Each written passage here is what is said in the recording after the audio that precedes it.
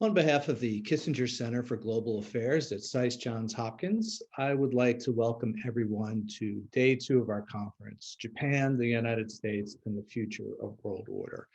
I am Frank Gavin, the director of the Kissinger Center, and I am thrilled to have you all here with us this evening.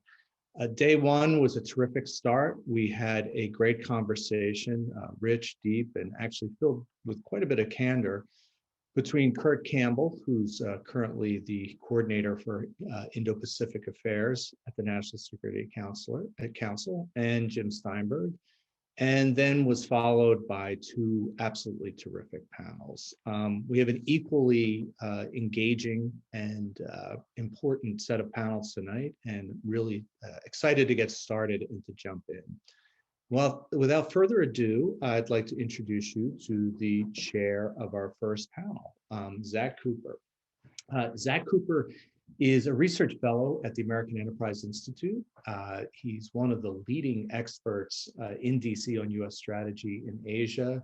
He's written a lot of really, really good stuff on alliance dynamics and US-China competition. He also co-directs the Alliance for Securing Democracy and teaches at Georgetown and Princeton. He also previously served in the Office of Secretary of Defense and at the National Security Council, and has degrees from Stanford and from Princeton. And we are thrilled to have you tonight with us, Zach. So Zach, over to you. Well, thank you, Frank. It's such a pleasure to be here. You have arranged such an incredible group of people, and I'm delighted to be able to lead off this first panel. We have 3 wonderful speakers, and I have 2 little kids who you're hearing upstairs, so my apologies. Hopefully they won't break in too much. I'm going to briefly introduce our speakers. I think most of them, most people in the audience are going to know all of them. We're going to ask them to each speak for about 5 to 7 minutes. I will then provide some comments, and please ask your questions.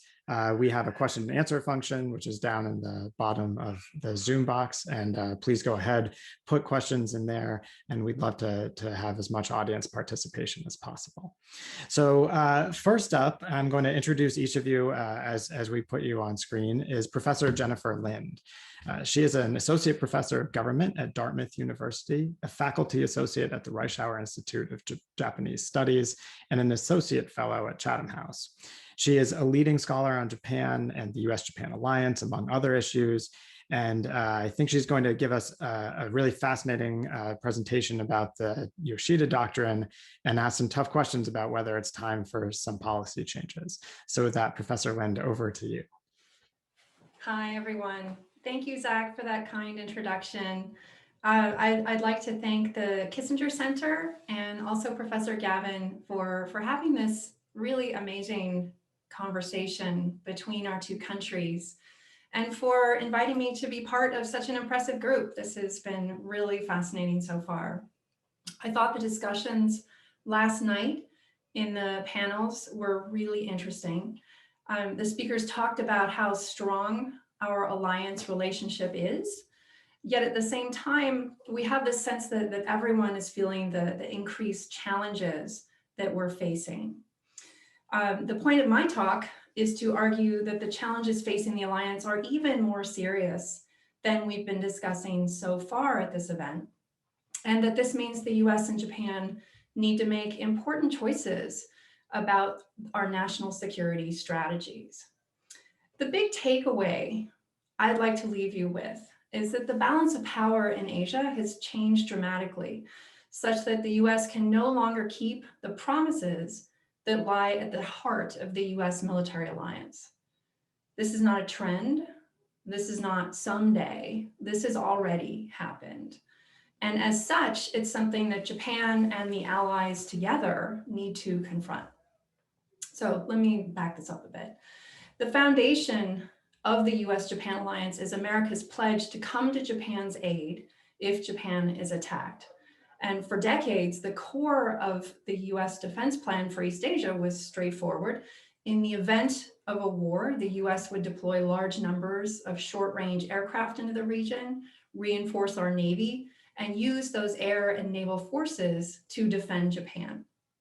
But technological changes and Chinese military modernization and military buildup mean that if there is a war with China, the US can no longer do either of those things effectively. And again, I'm not talking about the future. I'm talking about what has already happened. US air power in East Asia is being neutralized because whatever air bases we use in East Asia, our aircraft would be quickly detected by China's satellites and would be highly vulnerable sitting out on the airfields to Chinese missile attacks. On the Navy side, it's the same story. No matter where our ships operate in the region, the constellation of Chinese satellites supported by other technologies will be able to locate and target them. And once located, the ships will be struggling to defend themselves from missile attacks, not projecting power to help Japan. What might sound like a narrow military problem cuts to the core of the US-Japan alliance. Namely, today, in the event of war, the US cannot uphold our military commitments to Japan. We can make promises. It just doesn't appear that we can deliver on them. As a side note, the professional military analysis community in the US has been making this argument for years. Studies from RAND and elsewhere have been arguing that the US aircraft and ships are growing highly vulnerable to China's A2AD. And that's an old story. The problem is that the work of the technical military community has not seeped into the thinking of the US-Japan alliance community. Our community tends to focus on politics, but we need to base our political plans on underlying military realities. So the question is, how do we fix this problem? One possibility is that the US could add 50% to its defense spending. This seems unlikely. Based on my read of US domestic politics, I'd say it's more likely the defense budget would be cut, perhaps by 25%. So it's unlikely that the US is going to fix this problem. Japan has to decide how else it could fix the current situation. And that was the focus of my paper, to lay out Japan's options given the changed strategic conditions in which it finds itself.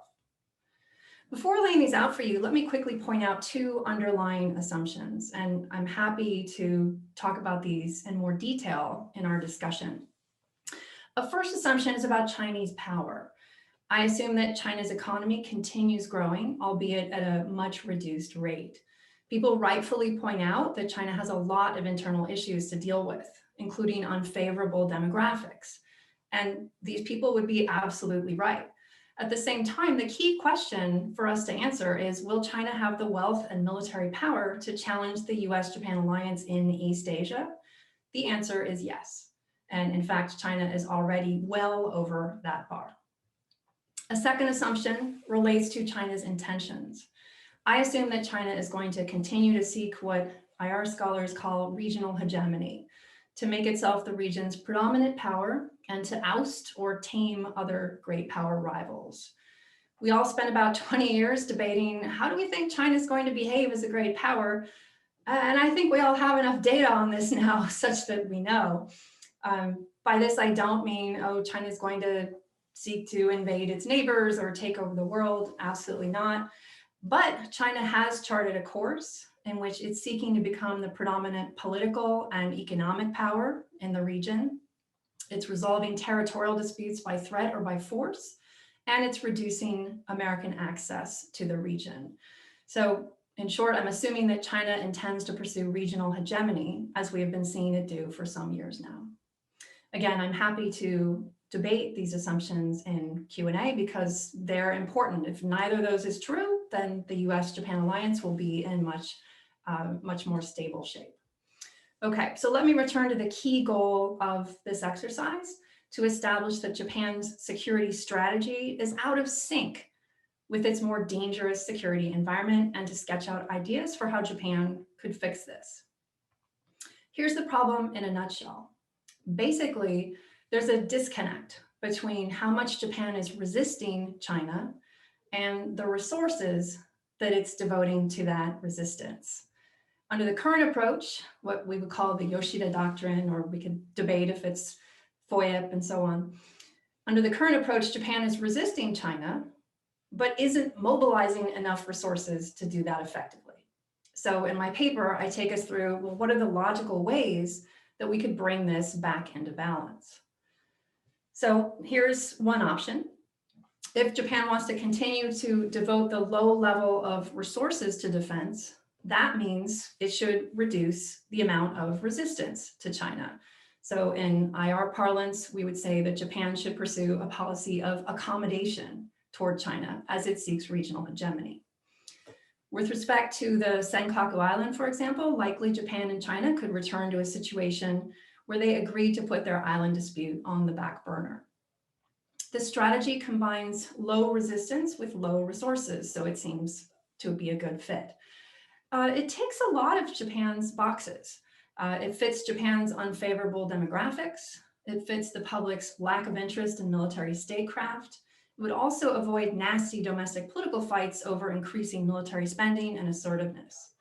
Japan could also enjoy good relations with China. You would get to trade with China and have an excellent foundation for making progress on climate change, North Korea, and other issues. At the same time, of course, this strategy would have big costs to it. Chinese regional hegemony would likely mean the end of an autonomous democratic Taiwan. This would mean China controls the South China Sea as well.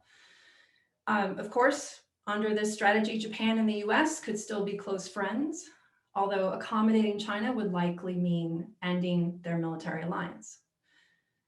All right, let me talk about a second option. You might really not like that first one. So you might point out, wait a minute, Japan sees its national interests in terms of protecting its territorial sovereignty, promoting the spread of freedom and human rights.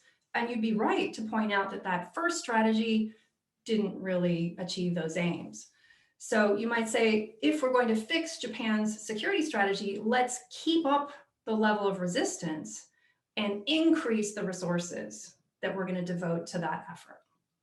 So this would be a strategy of revitalizing the US-Japan alliance by Japan committing greater resources to it. This strategy would require Japan to double or triple its defense spending to make institutional changes and to take on greater roles in the US-Japan alliance. The downside of this strategy would be that it would come with significant financial costs and it would require a tough domestic political battle. I think no one here thinks this option is very likely. So in short, we have two ways so far to respond to the adverse balance of power: to accommodate China or to devote more resources to essentially containing it. In between, there is a third option, one designed as sort of a hedge. Japan could pursue friendly relations with both China and the United States while hedging against the possibility of Chinese aggression and the possibility of US abandonment by getting an independent nuclear arsenal. Now, I'm sure you're already typing into the chat why that's implausible, and you're making some very good points. Japan's longstanding nuclear allergy means this is less likely than it would be in the case of, say, South Korea. However, Japan could do this in a manner that's legal and defensible. We can talk about this more in Q&A, but I'd better stop because I don't want to offend our chair. I know how cranky he can get. So to close, I will reemphasize that what I want you to take from my talk is that the balance of power in East Asia has already changed in ways that challenge the core of the US-Japan military alliance. And the allies need to discuss this and figure out how to fix the situation. For our Japanese friends, I want you to leave here ready to debate Japan's national priorities and to evaluate the kind of security policy that you think best serves the security of the people of Japan. Japan is a great democracy, and our colleagues here at this conference and beyond are highly capable leaders of this conversation. And for our American colleagues, I want you to come to terms with the changed military balance in Asia, to wrestle with the implications of that changed military balance for our valued relationship with Japan, and to work with our Japanese partners as they debate their own priorities. Thank you. Well, thank you, Jennifer, for that wonderful talk. Very provocative. Will leave us lots of room for discussion. I want to go ahead and introduce our other two panelists, Ambassador Kanichiro Sasai and Professor Jim Steinberg. And I'll note here, we're also going to be joined on screen by the rest of the panelists, both from tonight and from last night. We want to have a full discussion here this evening. So next up is Ambassador Sasai, and he serves currently as president of the Japan Institute of International Affairs. He is one of Japan's leading diplomats, having served in multiple postings, including here in Washington, D.C. as ambassador. He knows America better than I think we know ourselves often, and he's going to discuss what the United States and Japan should do together to respond to the challenges to democratic governance. So Ambassador Sasai, very much looking forward to your remarks, please. Well, thank you, Zach, for having me this program. And also, Frank, thank you very much for inviting me. It's great to be joining together with friends and acquaintances. And but the Jennifer's presentation was very provocative. I very much enjoyed it. We will talk about it later on.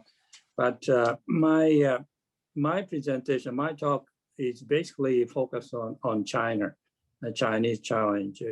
One, they are challenging democratic governance on top of traditional military and economic competition aspect. Number two, U.S. leadership and Democratic Alliance is very much challenged because of that. Number three, what are the strategic options available for us? And number four, what can we do together between Japan and the United States? One, I think, on this challenge from China, this challenge from China has been underway for some years. I mean, it's not a making of a Trump administration, we know it. All these competitions on the strategic level, military, high tech, commerce, that was well underway for some years. And this is not something new. I think this, and also possibly this is becoming more hegemonic in a way. And the element of collaboration is much less compared to the days, say 20 or 10 years ago. It's more of the high-tech and military aspect is a forefront. But I think the most possibly difficult challenge for us is that Chinese challenge is becoming more of the challenge of the model of the governance. And it's not simply because China is doing well militarily and economically, but they are happening in parallel with the weakening of the democratic governance, especially in the United States and some European nations. And in the world of diplomacy and in the world of governance, the image does matter. I mean, all this Chinese influence is everywhere. When you look at the international institutions, support to China is great. And it's not simply because of their economic attraction, their economic statecraft. I think a lot of countries might be beginning to feel that America is weakened, divided, and it might not be necessarily the America anymore. Could America come back? So I think all this element make Chinese kind of model. To us, it's not an attractive model. We believe the Chinese model would not dominate, but the issue is that their influence is gaining the strength, and that's the issue today.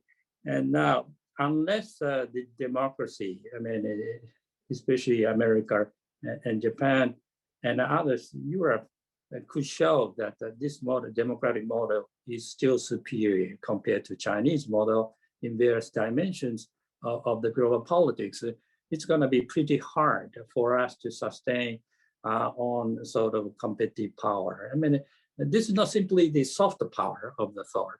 It's more of the fundamental nature of attractions of the democratic governance. That's the first point I'd like to make. The second point is that the leadership of the United States, for some time, this global leadership was missing, especially under Trump administration, the multilateral institution.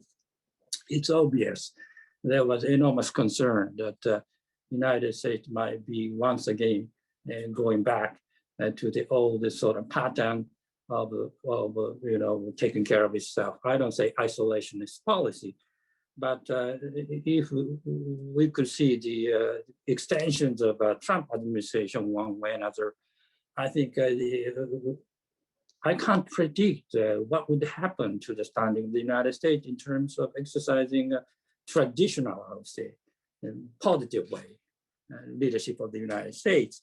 And so it is for that reason, I think that most of the audience, not only the experts and policymakers, the general public appreciates fundamental directions and the policy message Biden administration is now making.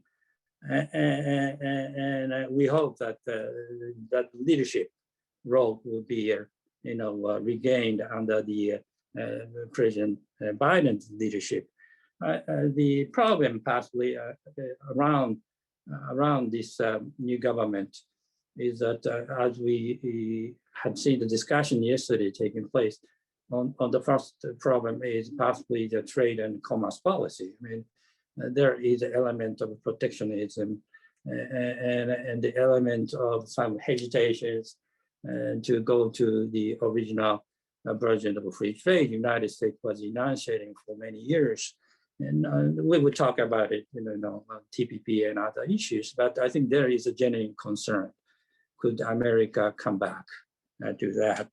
And the second point is that could America, as Linda said a bit, deliver all these commitments, especially allocating resources to the deterrence, increasing the deterrence, not to mention to support the Japan, but Americans' own deterrence of the third. Is that okay? And I still believe that it's okay. I mean, it's eroding possibly compared to Chinese ascendancy, but it's not really inferior to the Chinese military power of the third. But number three is that could America exercise good leadership to get a friend and allies on board? I think so far, I mean, what's happening by the Biden administration, not only in the European front, especially in the Asia Pacific front, I think it's going well. We welcome that will be working. Now, having said it, look into the future. What are the options available for us, the democratic nation? One is to pursue the sort of regime change. When compare, attack the communist governance, communist regime itself, it sounded like United States was hoping, willing to pursue the regime change of the authority. Is that possible? I mean, I think common sense tells that, this is the communist governance is the core of the core values of China. I mean, of course, they have different kinds of core values, but the communist governance is the most, precious core value, possibly to Chinese. So once we begin to make that open, we don't like your regime. We like to topple down your own regime. That would make an enemy out of China. And is that the wise policy? And there'll be debate about this one, but this is kind of an extreme policy of the thought. Now, the other end of the spectrum, we have the policy of peaceful coexistence, win-win policy, and mutual respect, and more like Chinese playbook of the thought. And this thinking expect that in the future China will be changing, and possibly more democratic, hopefully, and expecting future generations of China, enlightened generation who studied in the United States and abroad, they come back and try to once again to reform the Chinese political system. Again, I hope that will be the case, but this one is obviously not addressing immediate issues evolving Chinese challenge and threat. Too much optimistic, possibly, and even delusionally. And somewhere between these two extremes, I believe that becomes Biden's approach, where you employ more of the proactive defense of democracy and attacking Chinese, governance, limited way, human rights and democracy, without really trying to threaten the regime itself. And also, you try to balance the policy among this element of competition, cooperation, and also adversarial.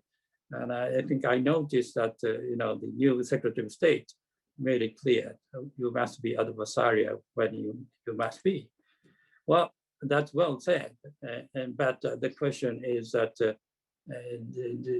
can you choose the right moment to show it while you're still believing that the diplomacy will be the first valuable ones and the military means last resort. And this challenge will be sooner or later when we have to face with more sort of audacious policy on the part of China, on Taiwan, and even Senkaku issues. And so these one will be tough and a real challenge of the sort. Now, how can we do, especially between Japan and the United States? And initial, announcement, action taken by the Biden administration is very much reassuring in a way that you would make the alliance partnership given a much priority. And there is a quite contrast to how China was treated in Anchorage. And that was well designed in a way. In the beginning, you try to make sure that these are the Americans' values and thinking, and in contrast to what they try to achieve together with friends and allies like Japan and Korea, and even Australia and India together under Quad. And the questions, or yesterday there was discussion about the Quad. I think I agree with most of the discussion taking place there. And on top of what Cart said about Quad, this will be evolving and possibly more institutionalized in the future. But we have an enormous problem of how to get other countries on board, especially ASEAN, continue to be avoiding, to be seen belonging to one side of the camp, and that's understandable. And European interest is welcome, but still, they cannot be in the forefront of dealing with China, especially when it comes to the security dimensions. And China, our relationship with Korea continue to be difficult. That could be also discussed afterwards. And but if Korea is not a part of this Quad exercise, is that a problem? I don't think so. I think there could be different kinds of calculations of geostrategic interest there. Now, I think what Japan and the United States can do, especially when it comes to South China Sea, Taiwan, and Senkaku and North Korea, I think the necessity for contingency planning is more real compared to, say, 4 or 5 years ago. I think we have to get into that one more seriously. And number two, I think all this burden sharing and collaboration between Japan and the United States need to be undertaken in wider, perspective, and especially entire Asia Pacific and even in the Pacific. What we can do in terms of planning purpose, that is becoming more a serious agenda. Of course, we need to work together on how to manage the relationship with China when the crisis moment comes. And we appreciate the United States effort and continue to work on this crisis management mechanism with China. Now, lastly, I think there was much discussion. Yes, I agree with the importance of economic reform, both the United States and Japan, especially more carbon neutral society and also high tech. And these are the engines of the economy. I think there are a lot of areas Japan and the United States can do together, including rule making. And that could be also including China. I mean, China is not a complete enemy at all. So we continue to have a good balance between the increasing deterrence and prepare, and also increasing our own partnership with China on the economic front, where we don't have to be so much worried about the strategic implication. The remaining questions, there are two. One is, how do we move on to increase our own deterrence together? What the end game? I mean, is there any sort of plateau or a balance of power, whatever? And is there any possibility for the regional arms control, both nuclear and conventional? Could the U.S. engagement with Russia would be strong enough to get China on board? I'm not quite sure, but that continue to be a serious question. So, number two is that Chinese, vision is very much long term. Our vision is very short term. I mean, every 4 years in the United States, there is election. We have our own election. Whenever leadership changes, there is some changes one way or another, lacking some consistency, including North Korean policy and China policy. I would stop here and get back to Zach. Wonderful. Thank you, Ambassador Sasai. There's so much on the table. I know, I think everybody's already trying to jump right in, but before we do, I want to hand over to our final panelist, Professor Jim Steinberg, who is the University Professor of Social Science and International Affairs and Law at Syracuse University, where he also used to be the Dean of the Maxwell School. He is one of America's leading foreign policy experts, having served in both the academy and think tanks and government. Among other positions, he was Deputy Secretary of State at the beginning of the Obama-Biden administration. And he's going to be talking a bit about Japan and the next world order. So Professor Steinberg, over to you. Thanks, Zach. And it's a great pleasure to be with two wonderful colleagues and who made two terrific presentations, and all the great other panelists and participants in this symposium, which could not be more timely. I'm going to be brief because I know there is a lot of interest in having a discussion and putting some questions. What I'm going to address is a similar question to the one that Jennifer did, and really my observations are really take her talk as a point of departure and focus on the choices that face Japan and what Japan might do in order to advance its interests in this changing world that Jennifer described so well. Jennifer did what I would expect every good analyst to do, which is to cover the full range of options open to Japan. And when we look at them, and as she's laid them out, it seems to me that it's pretty clear that two of the three are not serious options at the end of the day. That for Japan, there are two core strategic imperatives. One, that, as she pointed out so nicely, Japan has to protect itself against the challenges, the full spectrum challenges presented by China, the security challenges, the political challenges, the economic challenges, the value challenges. So that's imperative number one. But imperative number two is to try to avoid, if possible, a new Cold War, not to mention a new hot war. And these two strategic imperatives are pretty similar to the imperatives of the United States.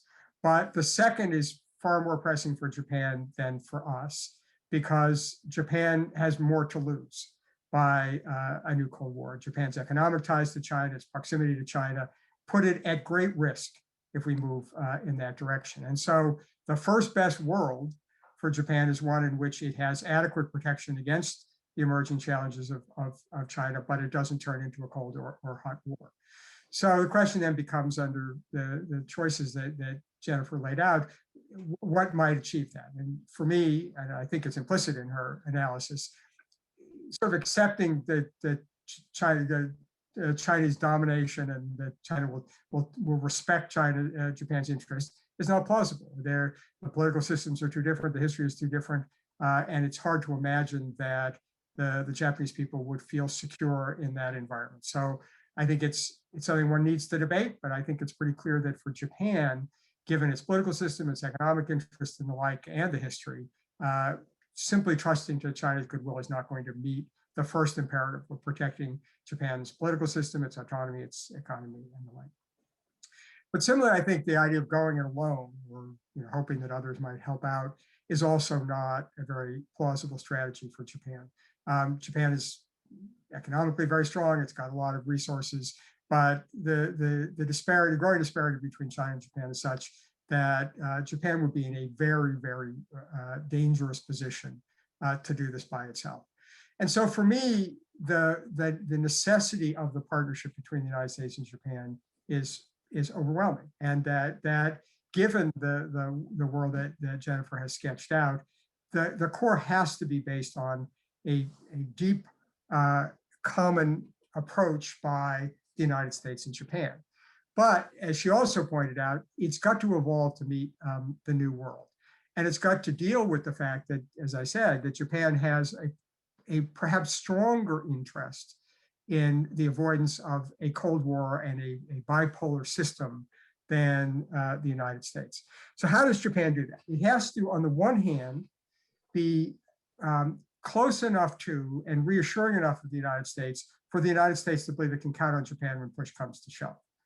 That's the core of what will make the US be willing to be there for Japan when Japan needs it, because the United States needs to believe that Japan will be there for the United States when Japan needs it. And it's not just in terms of crisis in the Taiwan Straits or in the East China Sea, it's in a whole range of fora, and economic issues, on political issues and the like. But at the same time, for the reasons that Ambassador Sasai pointed out, that for Japan to go the whole hog and to take the position which was so unfortunately characterized by Prime Minister John Howard many years ago in Australia, of becoming the United States deputy sheriff in East Asia, is also not in Japan's interest, and also not in the United States' interest. On the one hand, it clearly would be reassuring to the United States to know that Japan would be there and would follow the US lead whenever the US set it out. But there'd be enormous costs for Japan. First of all, it would put it in the crosshairs of the competition between the United States and China, which is a very risky place to be. But second, for the reasons that Ambassador Sasai said, it also would impede Japan's ability to work with other countries in the region and elsewhere who are worried, deeply, deeply worried about China, but also don't want to get caught up in a bipolar world, and are looking for a way to manage this deep challenge that he's described. So what does that mean for Japan's choices? Well, for me, what that means is first that Japan has to be willing to take on a more active role, both in the region and globally, on the full spectrum of issues, on security issues, on economic issues, on political issues, to make its voice more consequential. There was a time in which Japan was extremely active in international organizations, in Middle Eastern diplomacy and the like.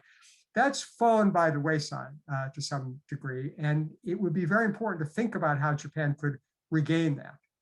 What Japan has done successfully, especially under Prime Minister Abe, has been to restore its active role in this region, and particularly in its outreach to ASEAN, to its outreach to India, to Australia, and others. And that, to me, is a critical feature of the ability of Japan to do this, not as a junior partner to the United States and not as in arrangements that involve the United States, as good as the Quad is, but also in its own right to develop those relationships, because it will be easier for many countries to deepen their ties with Japan if it's not in the context of a US-run organization or US-led effort. Which means that Japan, I think, has to be prepared to not only be more active, but to exercise a degree of autonomy in terms of how it proceeds. There's enough convergence between the United States and Japan that we'll likely see things eye to eye, But when we don't, Japan should recognize that it's not fatal to the partnership if we have some differences of approach within a broader strategic framework. And one particular example comes to mind, it will be familiar to Ambassador Sasai, which was the whole question about the Asia Infrastructure Investment Bank and the question about whether Japan should join. There were good reasons not to, and certainly the leadership in Japan was worried, given the strong U.S. opposition, that if Japan would join, that there would be costs to the U.S.-Japan relationship. But as we saw, many of key partners of the United States, other key partners of the United States, including Korea and our European allies, did join. And while the United States may not have been thrilled about all of that, it wasn't fatal to the relationship. And to some extent, the fact that they're all in the AIIB has had a very positive effect in shaping what's going on within that institution itself. And that seems to me to be a model of how Japan can think about a sort of a new version. As Jennifer said, we can't do the Yoshida Doctrine anymore, but we need a new version of an understanding. Now, the United States has had relations with partners in the past who maintained a certain degree of distance from the United States and disagreement from the United States. But at the end, when push came to shove, the United States knew that they could count on it. Am I proposing that Japan should follow in the model of de Gaulle? Well, not exactly, but it's instructive to recall that despite all the differences between the United States and France during the de Gaulle era, including de Gaulle's decision to pull France out of the integrated military command, that when the Cuban Missile Crisis emerged, one of the first places that President Kennedy went and entrusted in was in the relationship with France. And so I think that this idea of Japan becoming more active, anchoring its strategy in the relationship with the United States, but building its own space to operate in the UN, in multilateral organizations, in the region itself, is advantageous for Japan, but also valuable to the United States because it becomes a way to strengthen the interaction that Ambassador Sasai talked about without countries having to feel that they're totally caught in the middle. I think this is plausible. I think that we've seen under Prime Minister Abe that there is an appetite in Japan for this kind of role. And I think that there would be tolerance within the United States and even understanding for the evolution of that into a more equal partnership, and one which we understand that we are candid and frank with one another in private, that we are sensitive to each other's red lines on all issues. And obviously that would be the core of maintaining that confidence in the relationship, but understanding that Japan, which has its own credibility, its own voice, is very much in the interest of the United States. Wonderful. Well, thank you, Professor Steinberg. You've put so much on the table. I want to just take a couple of minutes and make some quick comment. But before I do, I want to welcome the rest of our panelists to please turn on your videos, join us. We're going to have a group discussion and, of course, turn to our current panelists for their comments in a minute. So after I provide some thoughts, we will ask three of our panelists who have questions, Bob Zellick, Mike Green, and Yuichi Hosoya, to please to go ahead and ask those questions. But let me start off by just noting that this was quite a provocative set of comments and papers. It's not often that in US-Japan discussions that the possibility of Japan acquiring nuclear weapons comes up in 2/3 of the panelist presentations. So this is fairly atypical, but I think it tells us just how much of an inflection point we're at, right? Japan is asking some tough questions, and the United States is asking some tough questions itself as well. What struck me about each of these presentations is that we're really focused on three actors: Japan and the United States, of course, but also China. And my sense from the discussion thus far is that we're not really sure which direction any of those three countries are headed. So Professors Lind and Steinberg put forward three possible paths. I think actually the three paths that you talk about are very similar, but I think there may be a bit of disagreement on which of one of those paths is the most likely or perhaps even the most ideal.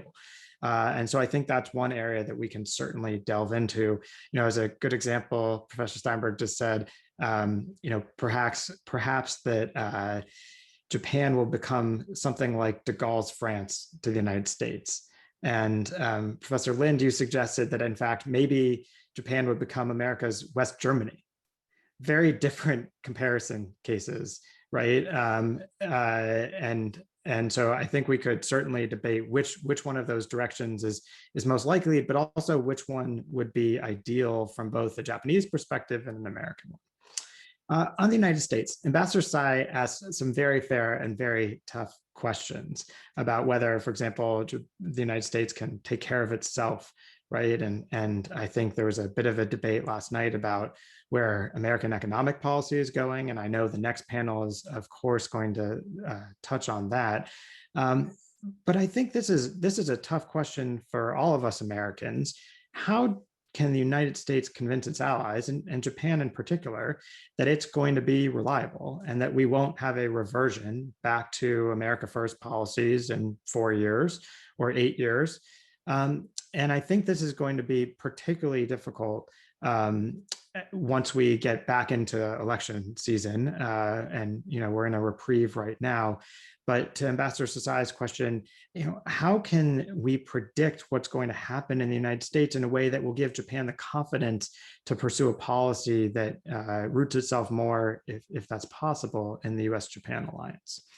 And then finally on China, I'm struck by a couple of, I think, slight differences of opinion. So Professor Lin suggested that perhaps China is pursuing regional hegemony. Professor Steinberg, you've written a lot about the challenges that the United States and China have faced over the last few decades and why the relationship has soured a bit. And Ambassador Sasai, you touch on this as well and talk in particular about the role of values, right, and democracy and autocracy, and you mentioned this in your comments.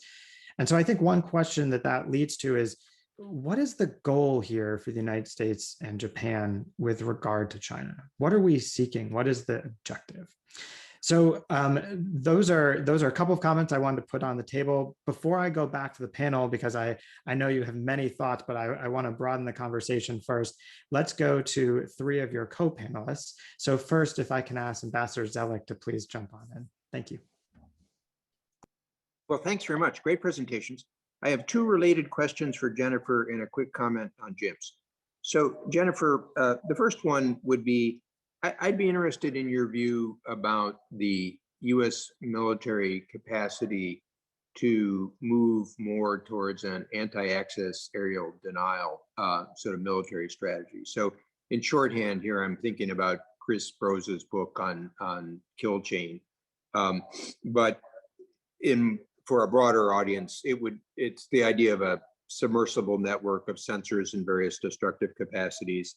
So from a military side, would an anti-access area denial strategy from the US, would it work with reallocation of resources?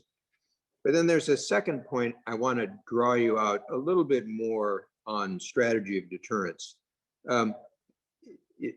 Obviously, militaries have to be prepared to fight and win. Strategists might be content with military deterrence, where one increases the risks to China and costs of aggression.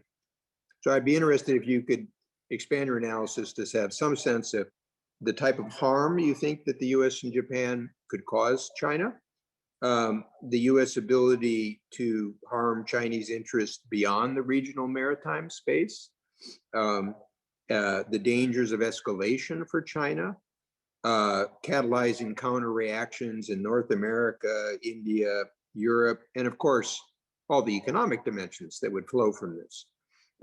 I mention these because it's useful to set out sort of this pole or that pole. Reality is often in between here. And my own hope, but you're closer to it, is that with the right reallocation of military resources, we could create a rather effective deterrence strategy militarily if combined with the other aspects of deterrence. But I'm interested in your view. And then the quick comment is, I agree with the thrust of Jim's logic up to about sort of 90%. And for our Japanese colleagues in particular, I think it was the de Gaulle comparison that created some pause for me, just because we do still have US public opinion.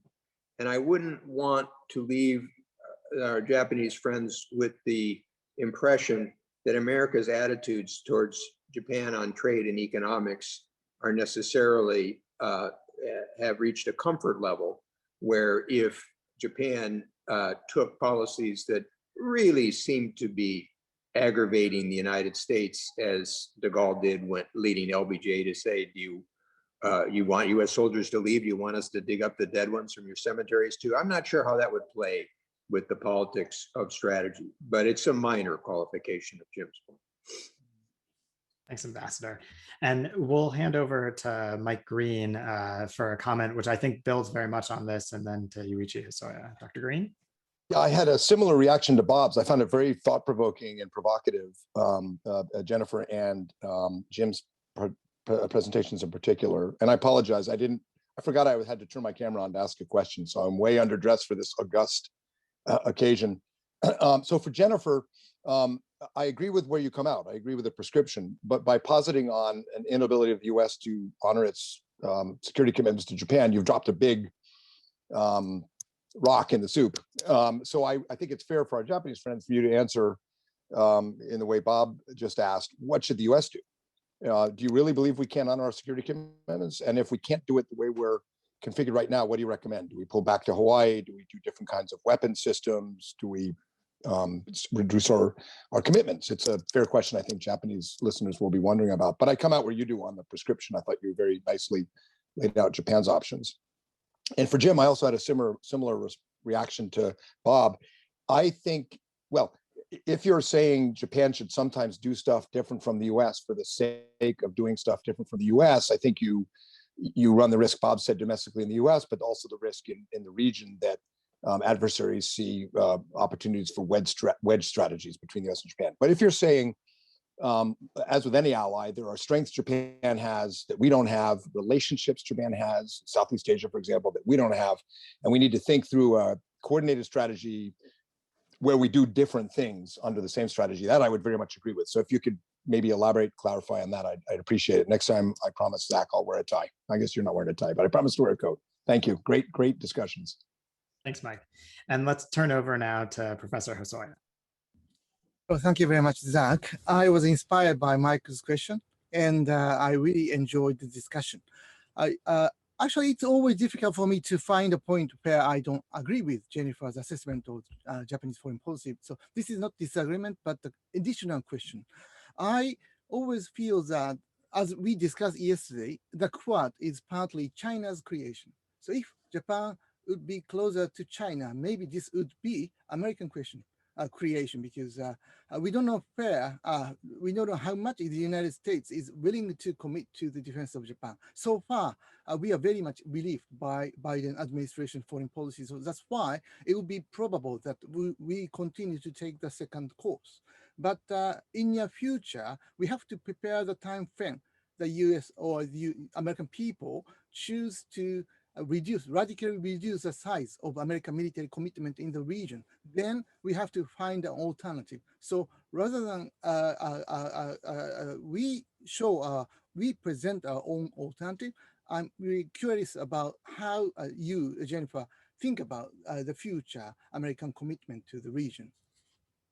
Fantastic. There's a lot on the table there. So what we'll do is I'll hand it over to Professor Lind and Professor Steinberg in just a minute because they had some direct questions to them. Ambassador Sasai, I'm also going to pose one to you at the end, which is what would make for a successful visit by Prime Minister Suga in April to Washington? What would be the top item or two on your agenda? So with that, over to Professor Lind. Thank you, Zach. Thanks everyone for these great questions. This is so exciting to be able to, throw this kind of stuff out at the smartest people who have been working on Japan for decades and to just bounce it off you. And I think this is a really wonderful opportunity to talk about these different options.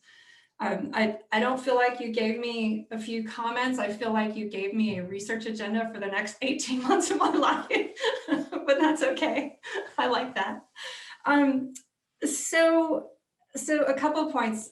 The paper I wrote was about, okay, here's this changing balance of power. Again, I think to I don't need to write the paper on that because that's paper has been written many times. Again, see the RAND scorecard that came out in 2015. And that was based on old data. And again, that was saying that the US is going to have a very difficult time with power projection in East Asia. And again, that was 6 years ago based on old data. There's all sorts of work in the military analysis community that lays all of that out. And so I said, okay, based on that, I'm seeing that this is something that our community, the more diplomatic, political alliance communities haven't really digested, and we need to talk about that. And so I went on from that to talk about these options. It's clear, and people are writing about Professor Green's question about, well, okay, what about for the US? What does it mean for the US? If the US has these alliance commitments, which we do have in Asia, the Philippines also, of course, right, which has a territorial dispute with China. What does this mean for these alliance commitments? How do we fix this situation? This, you know, it's the situation that's out of sync, as I describe it, where the capabilities don't meet with the commitments, given the change balance of power. So again, that comes to a question about the overall grand strategy that the US wants to pursue. We had a very odd, I don't even know what we would call the Trump years. I don't think it was a particularly useful grand strategic debate because it was very chaotic. It was not a good articulation of a, you know, clear, reasonable strategy going forward for the US. The foreign policy community reviled Trump, and so this was just not a productive debate whatsoever. But the US has been debating how do we respond to China's rise and to its growing military power in the Pacific. One question would be is, as some of the panelists have said, can we reallocate resources differently? Can we keep our overall force structure, our defense budget, our alliance with Japan, and so on? Are there different weapon systems that we can invest in? Is there a cyber solution, and so on and so on?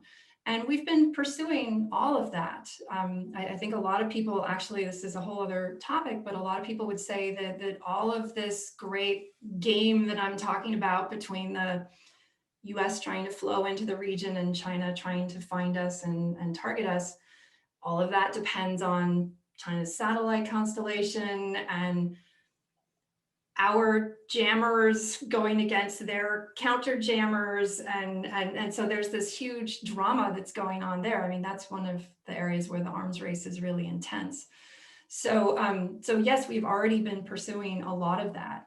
I think that we could, and again, this is precisely the kind of conversation the alliance needs to have. What could the US-Japan alliance do to raise its overall level of capability and overall deterrent toward China? So again, I think that's the framing that we need to have it. It's not about the US fixing this or we want Japan to contribute more to status of forces agreement or something. It's about, here's the capability that we believe the alliance needs. Here's the delta, right? Here's what we are currently lacking. And is there a fix in terms of, if we do throw money at the problem, do throw naval tonnage at the problem, throw cyber at the problem, whatever the case is, can we fix that? You know, Japan could build hundreds of hardened aircraft shelters, right? I mean, that all over Japan. So that's one kind of easy thing that comes to mind. That costs money, that has political implications in Japan, and so on and so on. But those are the kinds of conversations that we could have. I was going to go in and talk about the various grand strategic options for the US, but we can do that maybe as the discussion evolves. I just wanted to say for Professor Hosoya's comment, I think when we talk about the future US commitment toward Japan, I think there's actually a lot of good reasons to believe that the US would stay pretty strongly committed to Japan. Number one, very warm, close, valued alliance we've been working together for 70 years, and this has been an incredible evolution and reconciliation between our countries. Just the presence of all these friends on this Zoom call attest to that. When you poll the American people, they say they really value the alliance with Japan. Shared values, shared goals, and so on. We want the same kinds of things. The other thing, and this gets to the kind of more realpolitik side of it, Zach, is like, why is she being so like optimistic? Where's that like, you know, Machiavellian core that I know is in there? I mean, the other thing is that the US doesn't tend to like the emergence of peer competitors, right, in the world. We did not think we could live with a German great power that was dominating a German regional hegemon in Europe. So we went to war over that. We did not think we could live with a Soviet peer competitor in Europe. So we had the Cold War over that. And I loved Hal's description last night of, yeah, China's a really big threat, but remember, the U.S. when we tend to get into it, we really get into it, and China has to be aware of that. So I don't think the U.S. would feel too good about a Chinese regional hegemon. So not only are there all of these really important issues related to identity and shared values and long history of working together, there's also a very strong strategic reason for the U.S. to want to see China contained, essentially. And so getting back to some of these options that I articulated, I think that, I mean, I actually think any of those options is plausible and could work for Japan. You know, the first one would be riskier.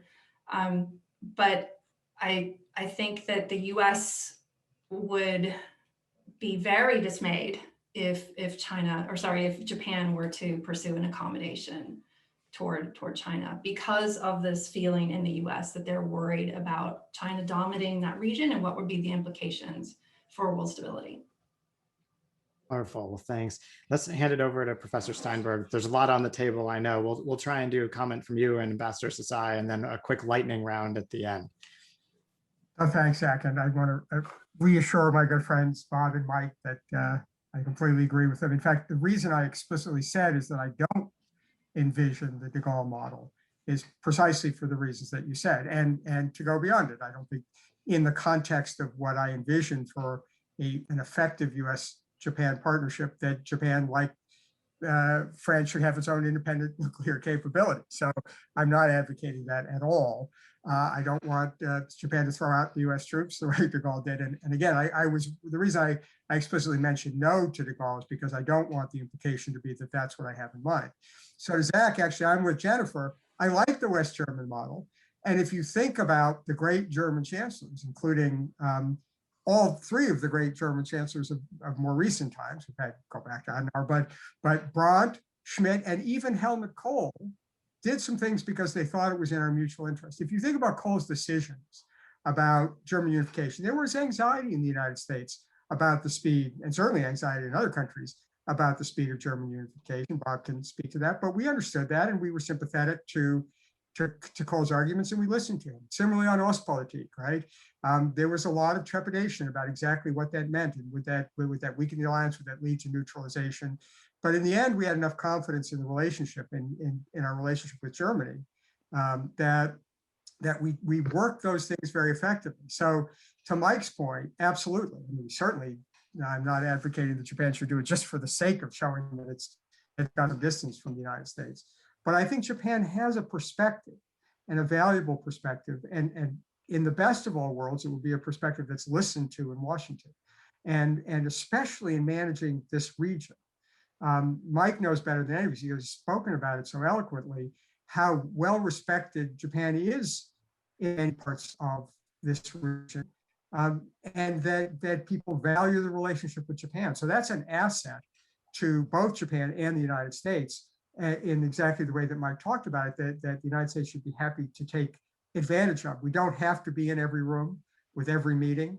We can have enough confidence in Japan and Japan's leadership that that this is good for us. I mean, one of the things I remember from my time in government was the strong support we gave to Yukio Amano when he became head of the IAEA, because we had confidence that, you know, Japan's leadership there wasn't going to be, you know, getting instructions from Washington, but that we had enough shared views about the importance of the non-proliferation regime and the like, that somebody from his background would be a great leader in an international organization, which is why I'm very keen to see a more active role by Japan in multilateral organizations in the UN and the like, because I think, you know, we can have confidence that we have enough in common that Japanese leadership there will, in the end, even if we don't see eye to eye on every detail, be advantageous to both of us. Wonderful. And finally, Ambassador Sasai, there's a lot on the table, I know, but we've got this big visit coming up. And obviously a lot of questions about, you know, how to make this visit successful. And you have run these visits before, so would love your insights on that and anything else you'd like to comment on. Yeah. Well, before talking about the forthcoming visit of the Prime Minister, I want to make a bit comment on the Jennifer's point and also Jim's point on the role of Japan in the context of a collaboration with the United States and also getting China on board. I agree with Jim that the Japan need to do more in consultation with the United States and tell the truth, and then try to make its own sort of position clear, even vis-a-vis the United States. Could it do the same thing as De Gaulle did or Merkel did? I think we could be different possibly. It's a very much a Japanese way. But nobody mentions about UK, but I think traditionally there are a lot of schools supporting the idea that we could be like UK, even though UK is often described as a smaller cat or dog, whatever, to the United States. But without really making ridiculous remarks about it, I think our partnership with the United States should be more like husband and wife. You need to have a confidence. You don't tell all the things all the time, but within some level that you trust, you do your own work. You need to develop your own capability. I think that's the way it should be. But about this, relationship with others, especially Japan's effort to expand its role, especially in international institutions, and mentioned. And I think there is a serious recognition in Japan now that we don't have anybody representing international institutions, in a high-ranking level. And I think there is even a serious political concern, I would say. So I think there will be some effort now underway, try to work to make improvement. How make a Japanese student to go into abroad, and including the Boston's and other places in the United States, that continue to be high on agenda. But every time I talk, I don't have the answer, to be honest. But we need to do something about it. That is also well recognized. Now, about Prime Minister Suga's visit, I think one, they need to know each other. I hope that the personal relationship does matter. One of the success story, whether you could call it success or not, the Prime Minister Abe did great with the President Trump, not simply because that they trust each other what they are thinking, but I think they came to know each other who they are. I think that's very important for them to do. Number two is on the political front. I think they need to make sure that the second option Jennifer talked about, not really nuclear options or getting into Chinese influence orbit of China. We need to continue to confirm that the alliance does matter. That is the most important part of common goods in the region. I think that is a cliche, But again, cliche is more important these days. We need to go back to the basics. But at the same time, we have to also make sure that we are not willing to fight a war together with the United States, against China. I think that we need to carefully, talk some of the things Jim was talking about, how we can do, the kind of differentiated work. We are not trying to get the United States to be tough, and while we are trying to be nice to China. I don't think that's a healthy sort of geostrategic calculations. I think we need to be on board together. Now, on the economic front, I think the Prime Minister has to be candid pathway again on the some of the concerns we still have, and at the end, we continue to have the United States, participating in the regional undertaking, not simply Quads and TPP, but beyond that, I think people are now forgetting about APEC and a wider regional framework where China is still in and Taiwan is still in. I think that we need to be vigilant when we get more serious confrontation developing into the future in the region. We need to, at the same time, to develop the inclusive framework of the region. There has to be some insurance for us not get into a vicious cycle. And on the final end, I think both countries need to work together to make each other strong economically, high-tech, environment, some others. And these are the genuine issues, not only for the international rules and so forth, that to make our country stronger. I will stop here. And thank you very much for having me on this program. I very much enjoyed the whole conversation. Thanks, Ambassador. I'm going to try and fit in a very fast lightning round. So 30 seconds for each of you on just one question that was asked by one of the attendees, which I think is a critical question. We haven't really discussed it yet, which is Taiwan. So there's a growing debate in Washington about Taiwan and whether the United States should abandon its policy of strategic ambiguity. And of course, there's been a bit of a discussion in Japan about bilateral cooperation between the US and Japan on Taiwan as well. So just in 30 seconds or a minute each, please, can you give us an up or down? Do you think getting rid of strategic ambiguity would be a good thing or a bad thing? And for Japan, do you think that there should be bilateral planning between the US and Japan on this issue? All right, let's go to Professor Lind first. 30 seconds on Taiwan, okay. Okay, I'll just say, no, I do not think we should abandon the policy of strategic ambiguity. Why do we have the policy? We have the policy to deter China from using force, and we have the policy to deter, used to be to deter, Chiang Kai-shek from invading, but now it's to deter a referendum or some other change in the status quo in Taiwan. I think we're still concerned about those things, and so it's an important thing to have. I think we do need to have a domestic political debate in the United States about the implications of this changed balance of power in Asia, and could the US actually come to Taiwan's aid, and what sort of a war would that look like if we had to fight it? So I think there are really important updating we need to do internally. And I absolutely welcome these conversations with Japan. I think that'll be a very important component of that. Great, thank you. And Professor Steinberg, you've written whole books on this, but reassurance, resolve, strategic ambiguity, where do you stand? I'm not taking the bait, Zach. The issue is too consequential to be encapsulated in 30 or 60 seconds. The one thing I will, though, endorse Jennifer's very important point about the importance of the Japan and the United States working together on this issue. Wonderful. And Ambassador, now you've been given an out, and as any smart diplomat, I see where this is headed. But please, Ambassador, your thoughts.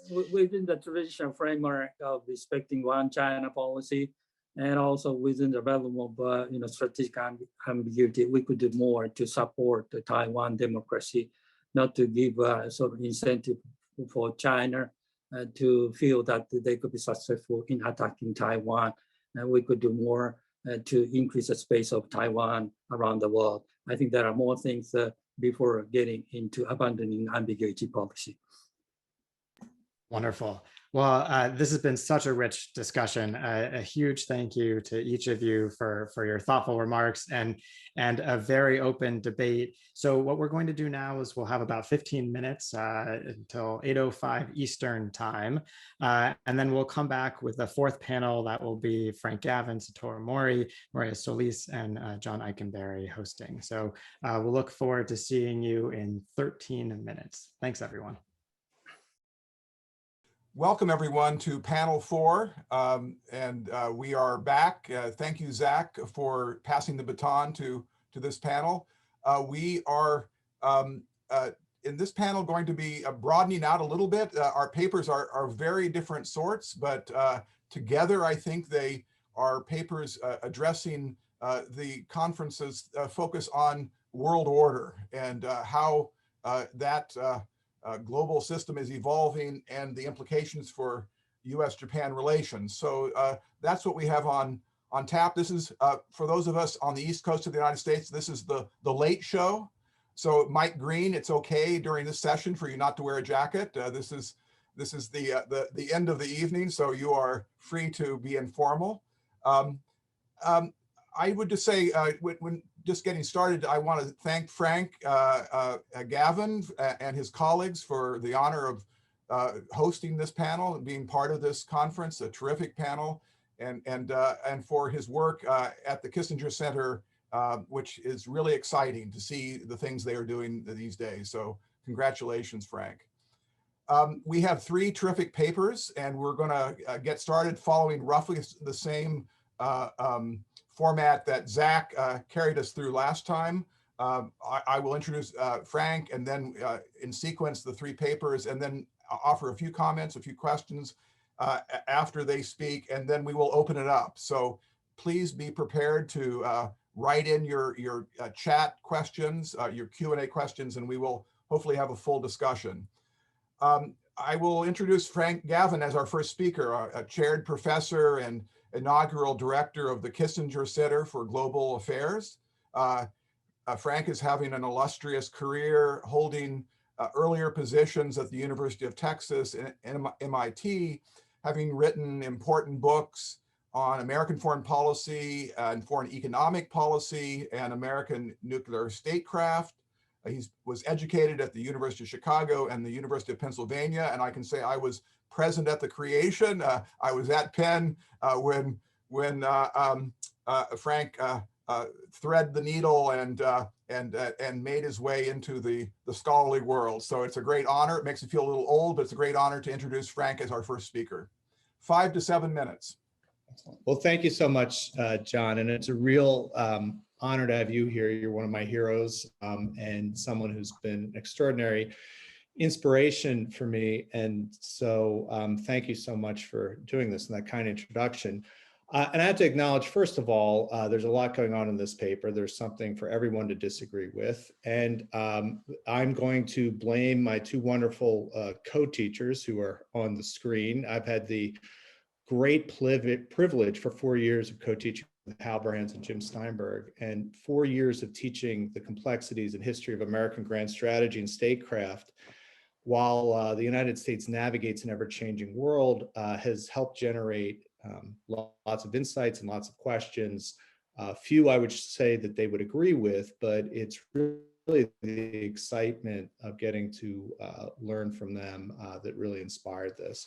And the paper was driven by 2 basic questions. The first, how should we understand the current international system? What are its greatest dangers, vulnerabilities, and opportunities? And how is it similar or different from the past? And second, how should the United States navigate that system? What should the focus of its grand strategy should be? And as I think we all know, there's a conventional wisdom on this question. We've talked a lot about it in this conference, the rise of China due to its extraordinary economic performance, combined with what I think is a general sense of sort of a more mediocre performance by the United States. And this has led many to believe that great power competition is the frame for which we should understand the international system. And this is a very useful and clean framework, and it very well may be true. It just struck me, however, when people use the term great power competition, it wasn't always specified what was being competed over and what the tools and assets that will best determine the outcome of this competition. And the second thing I noticed was that the framing that most people were using seemed to be based on certain theories and an understanding of the past, which is largely taken for granted. And as a historian, I was wondering if these historical comparisons and the theories upon which drew on this history were appropriate. And three things struck me about the way the international system was viewed by many. First, there seems to be an implicit or explicit assumption that the nature of the international system was static or unchanging, or that, in other words, the international system was an independent, not a dependent variable. Second, much of our current analysis and theories were based, again, sometimes implicitly, sometimes explicitly, on a particular time and place, and very much the time, the late 19th century through the middle of the 20th century, and a period of intense rivalry between European powers, which was marked by extraordinary imperial conquest and deadly continental rivalry that unleashed two global total wars. Third, the assumption seemed to be that this period of imperialism and total great power war was somehow normal, not historically anomalous. And if anything, the last 8 decades of peace, in the absence of great power total war, was seen as the exception. Now, some elements of this view seemed off to me, or at least something that was worth discussing or debating. The world we live in today, compared to the one shaped by total war and imperial conquest, seems much different. There's one basic difference that seemed pretty obvious, and that was due to a number of structural factors in the past, where states were encouraged to and had incentives to invade and conquer each other. And the most pressing issue in the international system during that age of imperialism and total war was to find a way to avoid being swallowed up by another power.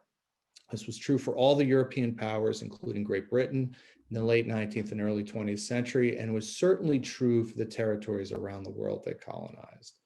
And that's simply not the fear today.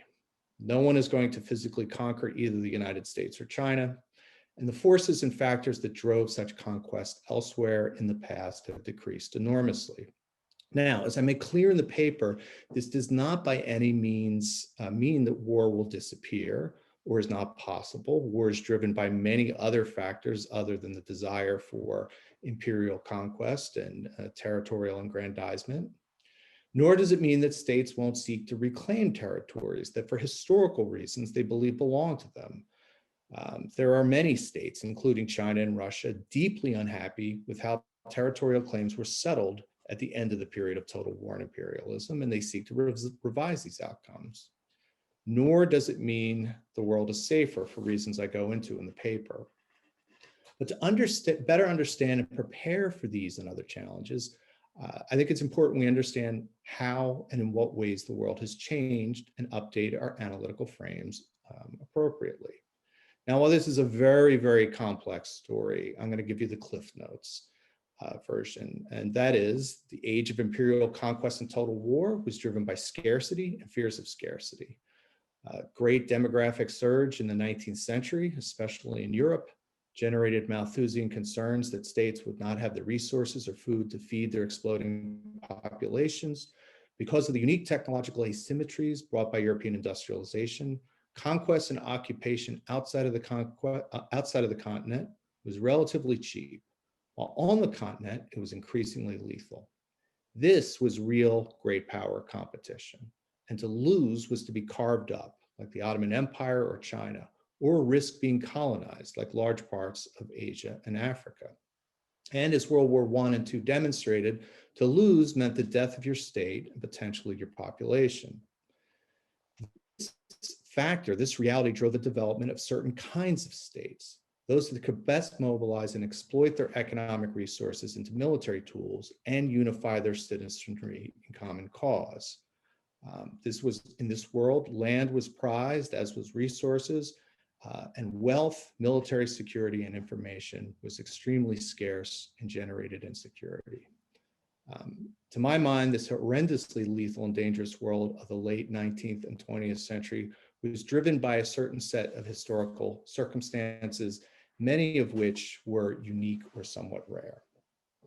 Today's international system has a different set of challenges.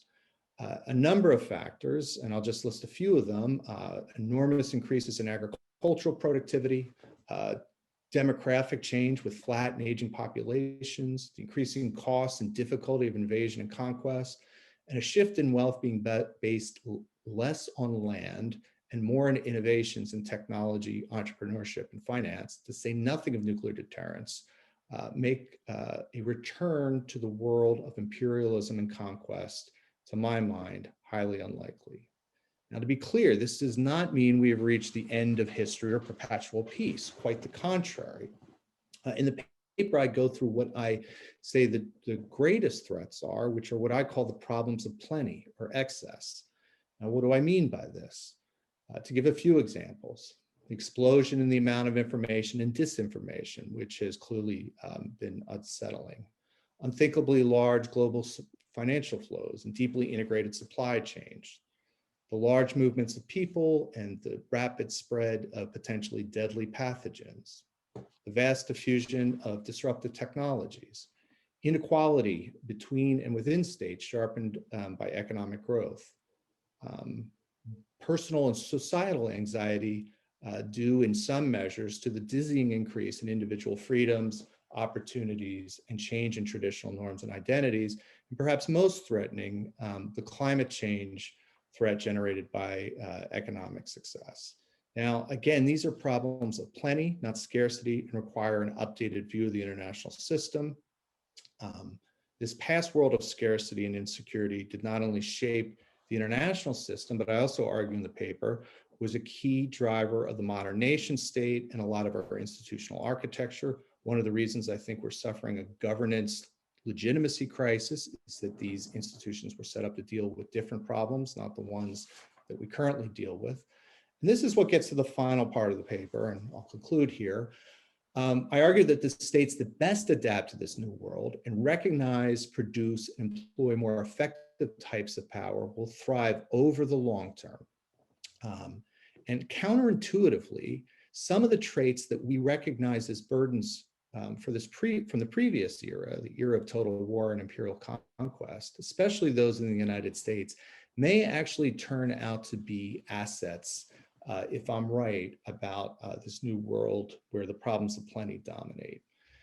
Characteristics like decentralized political power, disaggregated national identity, geographical breadth, diversities of movement, the ability to attract and assimilate ideas, practices, and talents from abroad, a strong and independent private sector, discouragement of rent-seeking and corruption, fractious but energetic culture, even our contentious politics may actually turn out to be assets in the long run. In addition to its flexibility and adaptability, America possesses powerful, attractive qualities. It's even demonstrated an impressive ability to generate deep patriotism and national affiliation, not based on ethnicity, religion, or political litmus tests. Now, again, this may sound overly rosy. I don't mean it to be. In fact, this is a quite scary world, as we all know. It is the very fact that by the time the COVID-19 pandemic is over, more Americans will have died of the pandemic and of COVID than in all of the wars of the 20th and 21st century combined. And COVID-19 clearly was a problem of plenty. And sadly, I believe we're more likely to see those kind of problems in the future. Thank you, Frank. That's terrific and a great way to start off this sweeping panel of big arguments. And I will wait on opening a discussion of your paper, and we're going to turn to our second author, Professor Satoru Mori, Professor of International Politics and U.S. Foreign Policy at Hosei University. He is distinguished scholar, trained at the University of Tokyo, Columbia University, Kyoto University, and written widely on American foreign policy, and an award-winning book on the Vietnam War and alliance politics. He's in more recent years turned his attention to US-Japanese relations, and he has a paper that is really quite remarkable, a major statement really of the kind of global setting or ordering world that in which the struggle to redefine US-Japanese relations is situated within. So with that, the floor is yours, Professor Mori. Thank you, Professor Eikenberry, for the very kind introduction. I also want to thank Professor Gavin, the Kissinger Center for Global Affairs, for inviting me. It's a real privilege to be able to speak among distinguished scholars and experts today. Thank you very much. So the title of my presentation is Managing China's Order Contestation, Japan, the United States, and Allied Order Management. Japan, the United States, and our friends all have different relationships with China, different history of bilateral relations with China. And even though the general trend is moving gradually toward a tougher approach. Frank, maybe you can give us some advice here. Should we go on to our third presentation? That might make sense, and see if Professor Mori perhaps can, if Yuria is willing to, and then perhaps Professor Mori will, his Wi-Fi will get fixed. This is, Frank, this is one of your problems of plenty. We have technology problems. I'm really pleased to welcome and introduce our third speaker, Professor Mori Solis, who's director of the Center for East Asian Studies at Brookings Institution, where she also holds the Japan chair. She has written widely on Japanese foreign economic policy, written books on the multinational corporation, regional trade agreements, very much at the center of her attention, and been an active participant in debates on these policy issues in newspapers and journals, educated at the College of Mexico and at Harvard. Very glad to have you on board, Dr. Solis, and the floor is yours for 7 to 10 minutes. Just before you speak, Professor Mori, we've moved on to the third speaker. We're going to reboot you, and you're going to be the third speaker. So we're going to start you again in about 7 to 10 minutes. Okay, I apologize for the connection. Not at all, not at all. This is the world we live in. Well, thank you very much for the introduction. And Maurice, I'm sorry to go ahead of you. Frank, thank you for having me. This has been a really terrific conversation. I learned a lot. So let me then tell you a little bit about the paper I wrote for this conference. And my motivation in writing this paper was to explore how growing state rivalry, great power competition is affecting patterns of economic interdependence. And what does this transition to a world of interdependence with sharper elbows, if you will, mean for Japan's economic statecraft? And I think that the current trends in Asia illustrate the opportunities and challenges ahead.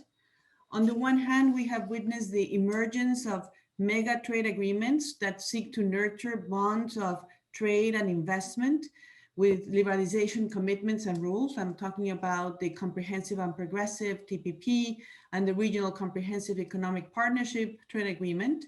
But on the other hand, I would say that the region is ground zero for the US-China trade war and tech competition. But it's not only the United States and China, many other countries are also adopting defensive economic measures.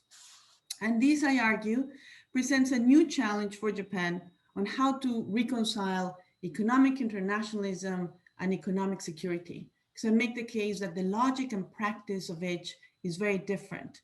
So when I mention economic internationalism, I think that the goal here is to increase connectivity by lowering barriers to trade and investment, to codify rules whereby states tie their hands on specific issues. And in a strong regime, actually, they agree to third-party adjudication of disputes. So there's a process-based and not just the use of state power. But when we're talking about economic security, the logic and the goals and the measures are very different, because economic security aims at resilience, at risk reduction, and states give themselves wide berth in invoking national security controls to restrict international economic transactions, to escape from international commitments, or to privilege and give advantages to domestic industry. So let me tell you a little bit about the broader context in which Japan's balancing act between economic internationalism and economic security is playing out. And I think that I would define the challenge as the fact that international economic relations are increasingly seen through the security lens. And China and the United States are becoming more of skeptics when it comes to interdependence. So a word on China. China has emerged as a central hub of supply chains and the largest trading partner for scores of nations. China also agreed to many commitments as it joined the WTO, but I think it's fair to say that China has practiced selective globalization, keeping some sectors off limits and actively using industrial policies through subsidies. And China also chose to decouple itself digitally from the West under the principle of internet sovereignty. China now has greater ambitions to lead on frontier technologies and has emphasized self-reliance. And I think that this is a stronger conviction now after the tariff war with the United States, but also especially after the United States placed Huawei and other Chinese telecom firms on the entity list. And I think what this did is that it revealed essential vulnerability, and that is that China does not have access to the most advanced semiconductors. As for the United States, I would characterize it as playing defense on globalization. And I would say that the more skeptical view of globalization goes beyond frustration with the policy of engagement with China, and is informed both by disappointment on how the gains of trade have been distributed to domestic groups in society, and by a broader expansion of national security concerns in the formulation of foreign economic policy. I would say that, the parameters of Trump administration and Biden administration on diplomacy are very different. America first, America alone versus let's go back to alliances and multilateralism. But from the way in which I'm looking at the world, I would argue there is an essential continuity in the sense that both actually have endorsed the principle that economic security is national security. And this concept is amenable to different interpretations. But in general, I think it's fair to say that it attaches greater importance to the protection of the domestic industrial base, the pursuit of technological prowess, greater attention to the relative gains from international economic exchange, and the use of tariffs and other defensive measures to accomplish these goals.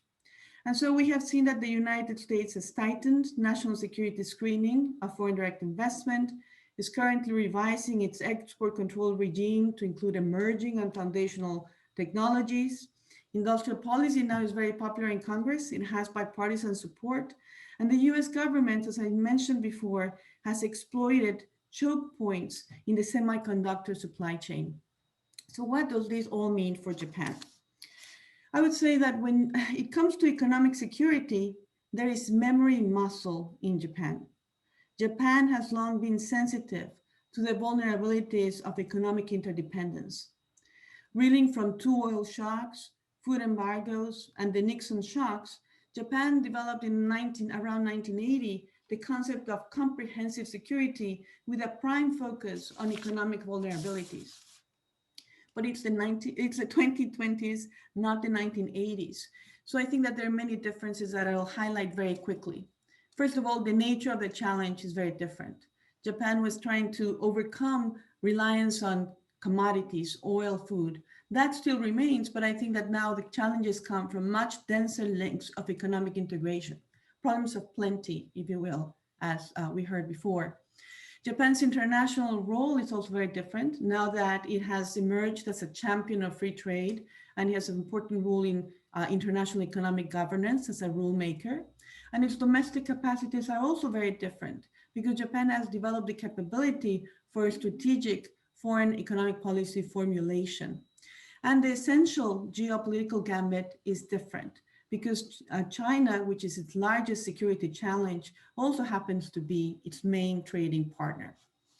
So over the last decade, Japan's economic statehood has kicked into high gear to promote economic interdependence and regional connectivity, and the track record is impressive, playing a leading role in the emergence of mega trade deals, codifying rules for the digital economy, and orchestrating an infrastructure investment push in developing Asia.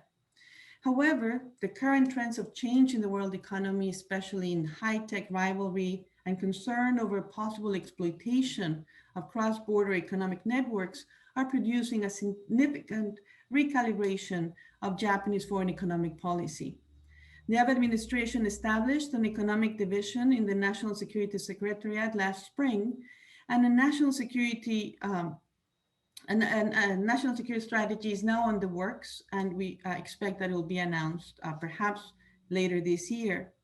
So while we have not seen the full articulation of that strategy, I think that the balancing act is already clear in some policy documents that I described in the paper. For example, Japan still wants to play this leading role in codifying rules for free and economic exchange and tackling transnational challenges, but it's now talking about creating a resilient economy, a resilient society, protecting the innovation system, and avoiding over-reliance on certain countries, aka China. And in the paper, and I don't have time here, but I go over some of the piecemeal reforms that Japan is adopting here on FDI screening, on export controls, on subsidies to try to strengthen supply chains by bringing some of that production to Japan, or also diversify into Southeast Asia. So let me just conclude here with a number of observations very briefly. I would say that economic interdependence has paid off handsomely for Asia. While the pandemic gave rise to defensive impulses in hoarding medical supplies and vaccines, or attempting to renationalize production, it also demonstrated that global supply chains are essential to overcoming the public health crisis. With economic security on the rise, states are asserting a more direct role for themselves in shaping economic interdependence, and yet they are less likely to see their actions frustrated. We should not overplay the hand of the state either. A vast increase in unilateral tariffs or the adoption of managed trade commitments with China did not make a dent on the US trade deficit. Punitive measures to encourage the repatriation of production will not work if companies want to serve the host market or have better relocation alternatives. And the exploitation of choke points in supply chains has blowback effects, with home firms losing markets and customers. So as Japan builds its economic security strategy, it confronts a delicate balancing act. It must create a more resilient technological ecosystem and supply chain network and coordinate with allies and partners in aligning best practices on economic security. But it must be mindful not to overcorrect, because this could compromise openness and innovation, robust international exchange, trade and investment, and the health of its supply chains, which are critical to its economic prosperity. And if I have one message I'm really keen on delivering today, is that an international system where economic security runs amok would undermine Japan's most cherished goal, and that is the preservation of an open, rules-based international system. Thank you. Thank you, Dr. Solis. That was terrific. And we will come back to you with a conversation about your paper. In the meantime, Professor Mori is next. I think, Professor Mori, if you could start at the top. Now, because Professor Mori is having connection problems, I think he's going to give his talk without his video. So we will hear him, we won't see him. So I'll just turn it over to you, Professor Mori, if you can hear me. Yes, thank you very much, Professor Eikenberry. I apologize for the connection issue. I'm speaking at my office, and I had the university technicians come in and install a new router yesterday. So I don't know what the problem is, but please forgive me.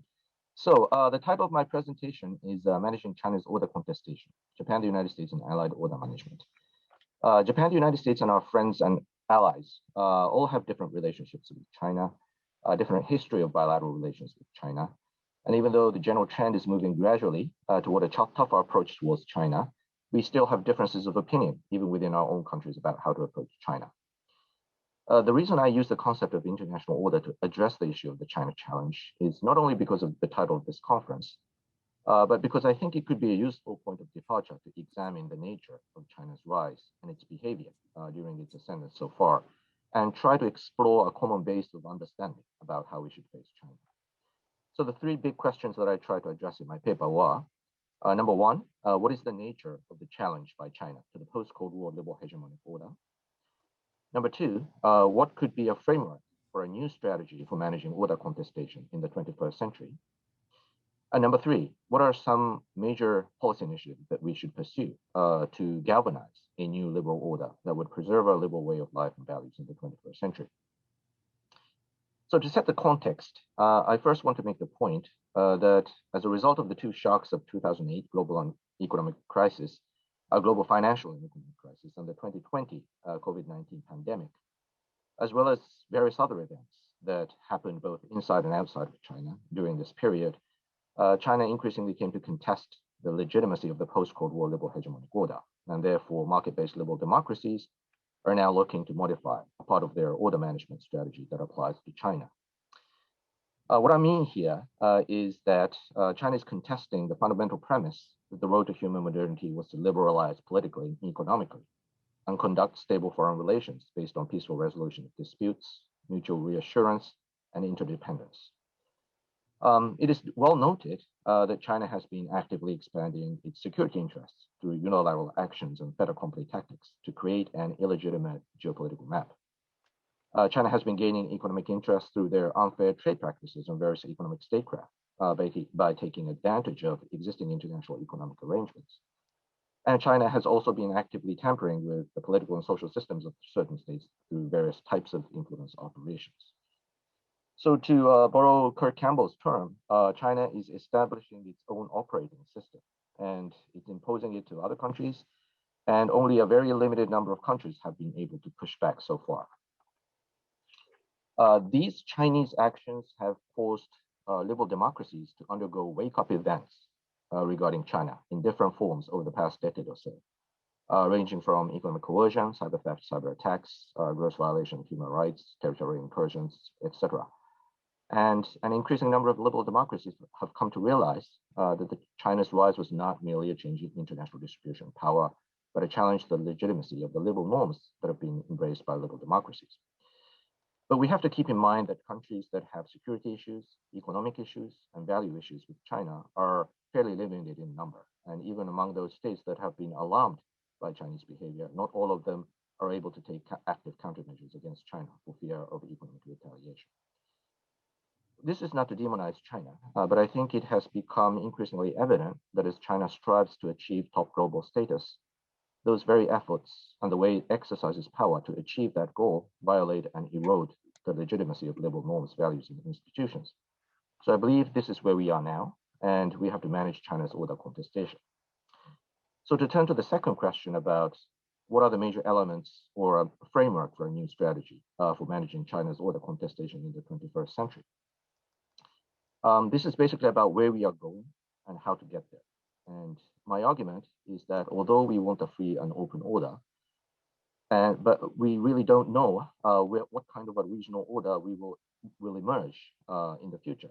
So for example, in the South China Sea, what is South China Sea going to look like in 2035? Are we going to see a situation where regional states will enjoy rights guaranteed under the UN Convention of the Law of the Seas?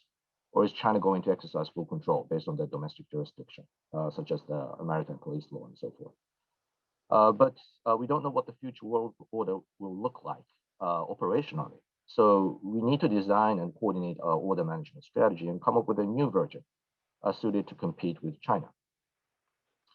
So sometime in the unknown future, we could eventually reach a mutually agreeable order involving Japan, the United States, US allies and partners, as well as China, when our respective political decisions coincidentally converge on an acceptable set of security, economic, and political arrangements. I believe Professor Brown's mentioned about two possible outcomes of a strategic competition with China, which I found very interesting. And I think it is going to depend on many contingent circumstances. The arrival of a legitimate order could happen in many ways, and there are probably zillions of possibilities, not only in terms of substance, but also in terms of timing. So we don't know what that arrangement will look like, and we don't know when that moment could arrive. So all we can do right now is to compete with China and endure in that competition by harnessing the 21st century sources of growth, and thereby do our best to keep the competition bearable rather than dangerously burdensome. Liberal democratic allies should maximize their mutual interdependence to enhance their endurance, sharing costs and responsibility equitably among ourselves. I think this is the key to allied strategic competition. So to put it in plain terms, the basic approach should be to get stronger together, compete well together, and bargain collectively with China to strike good deals in the future when the time is right. I tend to anticipate that opportunity to strike deals on contentious issues come after crises. But waiting for crisis is not a strategy, but we should nevertheless seize any opportunity for a good deal on various issues when the opportunity arises. So although the specific destination is unknown to us at this time, we have to get to a widely legitimate and inclusive order in the future that would be acceptably favorable and stable for market-based liberal democracies and its friends and allies without stumbling into a major war with China. This is so easily said than done, but I think this is what we should be thinking.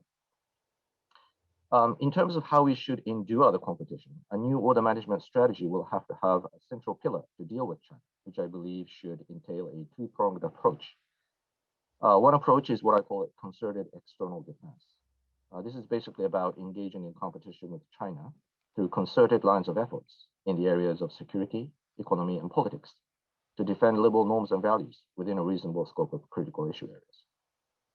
Differentiated external association on an issue-by-issue basis will probably be the preferred approach of the Biden administration. And I think Japan can get on board with that approach.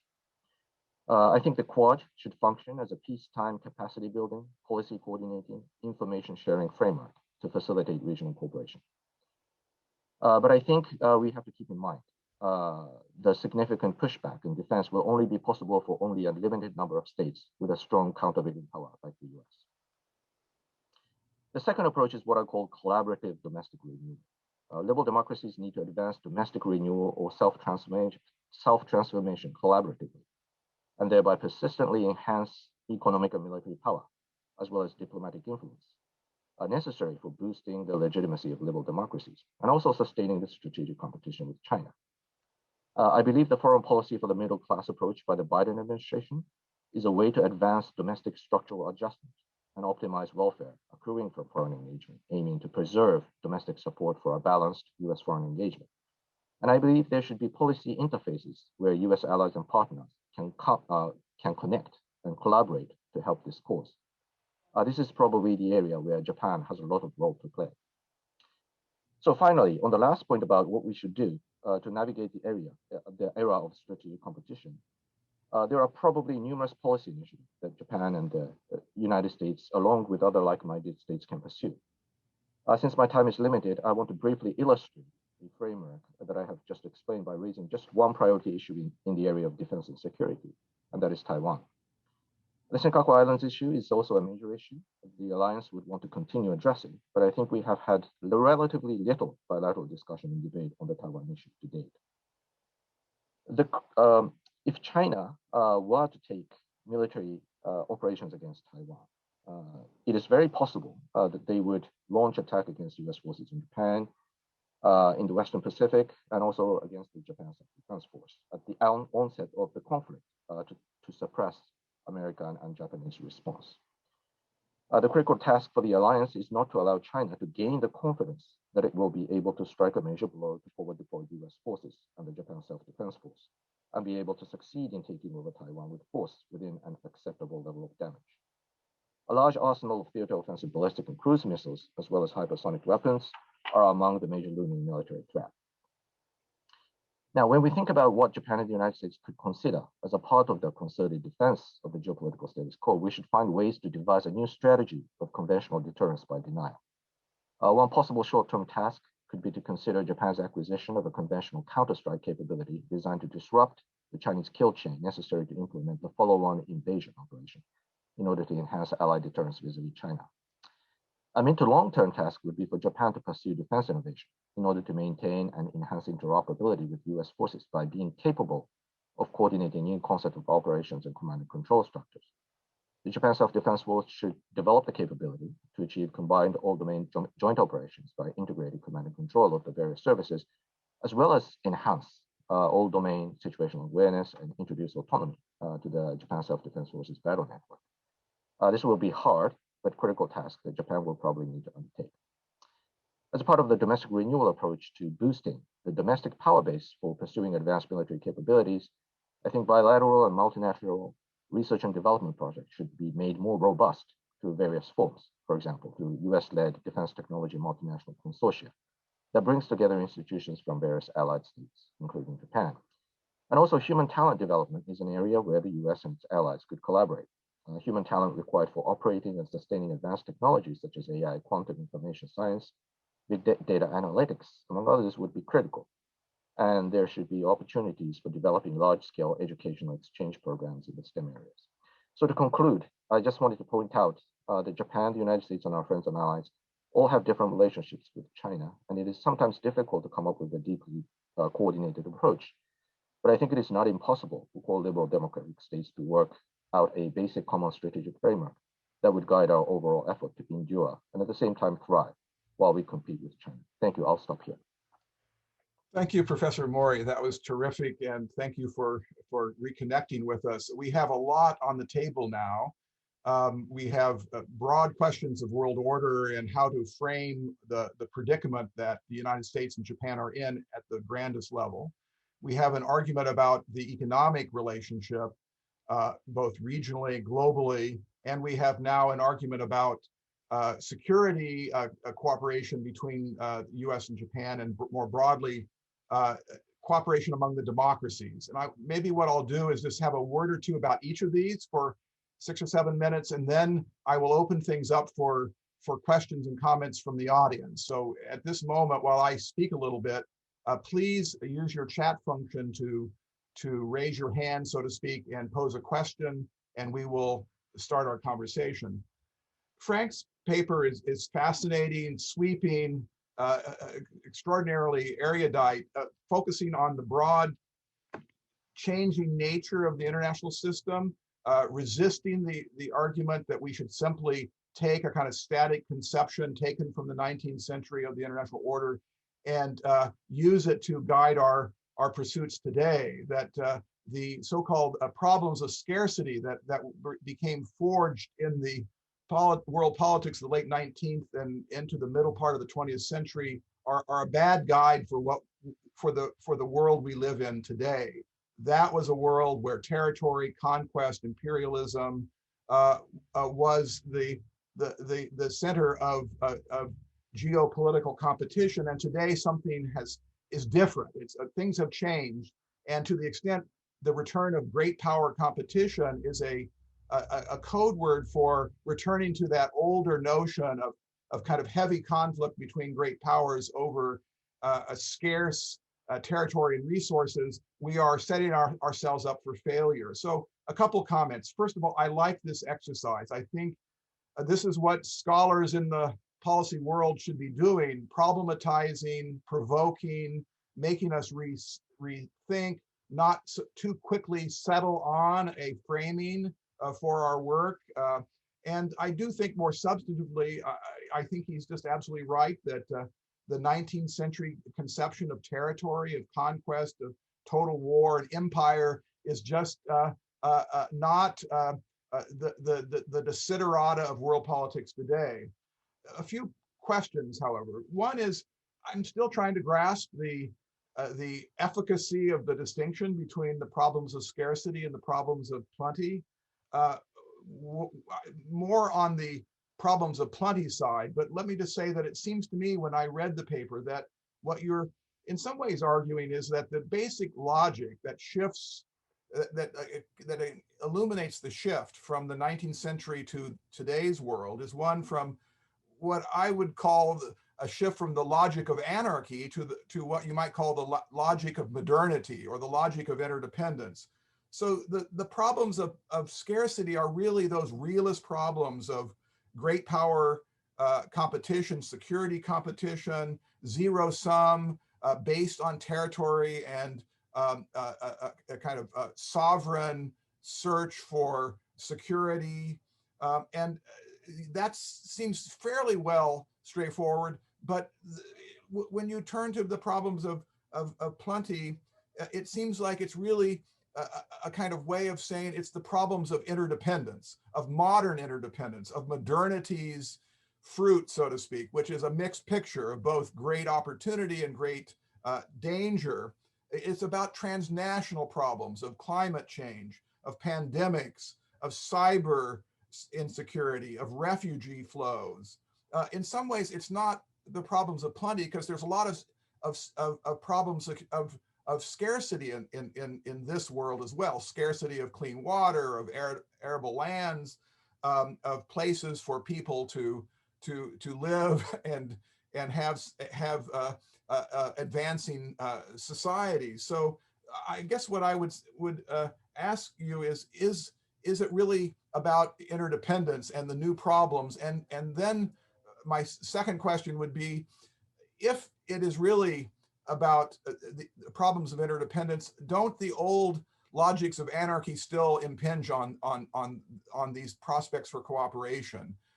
This is the kind of mixed or hybrid world that, in some sense, in your narrative, you do think is very much important, very much the 21st century problems, high-tech geopolitics, competition over platforms, critical mass of users on platforms that different great powers may be offering the world. So how far would you put, this is my question really to Frank, how far would you place that world of high-tech, modern forms of competition at the center of your analysis? Is this where you think we are going in the age of plenty? And then finally, you do have an optimistic tone, and I always seize on scholars who are optimistic because we need everything you've got. And I wanted to hear more about it. In some ways, you do think that that cooperation is easier today, even with the issues on this conference agenda, like U.S.-China and Japan-China relations. What is the basis for your optimism? You do argue that at one point you say the U.S. now possesses an extraordinary array of deep, lasting alliances, scores of institutions to manage complex issues. So I want to know where that comes from in your grand narrative that got us from the 19th century to today. We haven't heard much about what is the modern system that has been created in the shadow of this problem of scarcity world that has given you this new optimism. And then finally, is the bottom line in your vision one where the problems of modernity are creating a contestation over the types of polities that will be most successful in this new era, and that in fact there are at least two, perhaps only two models, a kind of model that you associate with open societies, the US, innovation, decentralization, and the Chinese model. How far would you push this, Frank, as a kind of new era of competition over the basic socioeconomic political model of modernity, and which model is most successful under those conditions of modernization? Dr. Solis, a very rich paper. I'm very interested in your thoughts on a couple of issues that are raised in your paper. One is you have nicely and indeed eloquently highlighted what you think are emerging almost doctrines of economic security that are informing Japan and the United States. And indeed, it's the emergence of that conception of security, of economic security, that gives you some sense that there's a common agenda here. How do our open, liberal, free trade oriented societies, Japan and the United States, that have done so well because of that, prevent the doctrine of economic security from becoming simply a kind of facade for protectionism? Secondly, how much running room does Biden have on trade? And if there's any running room, how important is the TPP for a kind of centerpiece for US-Japan cooperation on economic security? Or can we move forward together without American participation in TPP? And then finally, and perhaps most philosophically, Dr. Solis, I would be interested in your thoughts on something you see as important in your paper, which is the fact that all the countries in East Asia are finding themselves and have found themselves over the last decade or two deeply trade interdependent with China. Indeed, each country in Northeast Asia and Southeast Asia has China as its chief trade and investment partner. And yet almost all of these states simultaneously have the United States as their chief security partner and patron. And my question is, how stable is that? A world going forward over the next several decades in which Japan and South Korea are deeply interdependent with China, the center of gravity of their external economic relations are centered on China, but they are tied to the United States. That is something that we haven't seen in other eras among great powers. And the question is, how stable is it? Is that something that may be a kind of brilliant accident that will allow us to have all good things going forward? Countries between the United States and China don't want to make choices between the two. And indeed, the fact that there's a kind of specialization, one does something, the other does something else, there's almost a kind of dual hegemony that might provide the grounds for some kind of stability or not.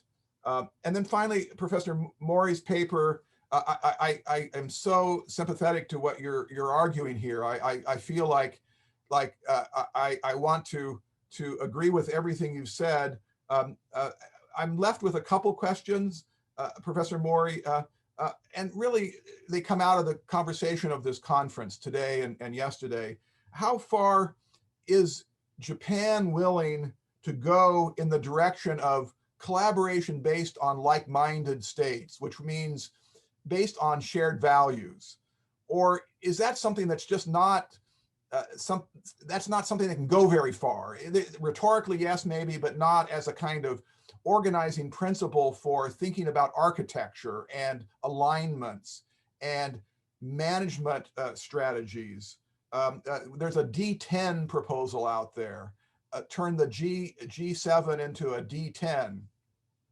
There are other ideas on tap, and the Biden administration is going to have a kind of confab of democracies. Is Japan a willing partner? Is that something Japan wants, or is it something it needs to do up to some extent to get what it wants? And then secondly, I was struck in reading your paper that given what you said in the first parts of the paper, you didn't really go very far in addressing that issue. You didn't really talk about human rights, cooperation, and multilateral democracy groupings. So I'd like to hear more about that in your remarks. Okay, so at this point, I'm not going to let you respond. I'm going to see if we can take a couple questions. So I wanted to see whether any of the conference participants wanted to say anything going first in line, so to speak. Zach, are you raising your hand? I am indeed. Okay, so I will call on you first, and I'll look around the screen to see who else is up and willing. Well, thanks, John. Great papers and discussions. I want to build on a point that John just raised, which is the economic sector of this competition and of alliance cooperation, because I'm struck by something that John mentioned, which is, in many ways, it seems to me that the competition, the most difficult part of this is the economic part, right? For all the reasons that Frank mentioned, this is where the interdependence is really deep, and not just deep with the US and China, but deep with the region and China in a way that we haven't been used to in the past. And then I'm also struck by the fact that Maria, it sounds like, at least when I look at this, the United States just doesn't really have an economic strategy in Asia, right? And unfortunately, I was giving another talk yesterday, so I missed Kurt's remarks, but my sense is Kurt may have, suggested there's some challenges there, of course, as well. And then, of course, Satoru, you mentioned the need for a counter economic coercion scheme, right? A strategy of some sort. And I think that's exactly right. There has to be some alliance strategy to counter the use of this economic interdependence. But I don't see anything emerging. Kurt, I think very rightly 2 weeks ago, made this statement that the US would stand with Australia and make very clear to Beijing that this economic use of economic tools against Australia was unacceptable. But I don't see the action. What are the actual steps we're taking? So it's just a question inspired from all of what you've written and said. And just one quick follow on, which I think is interesting, which is in many ways, what is the underlying strength in many ways of the Communist Party, or has been its economic strength. And that is now, I think, the driving logic for why a single party system should remain in China. And so in many ways, I think actually this economic issue is the one that both gives China the most leverage, but is also potentially the most problematic for leaders in Beijing. And so I'm just struck by the fact that despite the somehow economics is central to every part of this competition, and it's the one area where Washington seems to be the most behind. Thanks. Thank you, Zach. I'm going to look to see if anybody wants to join Zach in making a first round question or comment. Hal, you're next. Great. Welcome. I'd like to ask a question of this Professor Gavin person who I've never met, but seems interesting.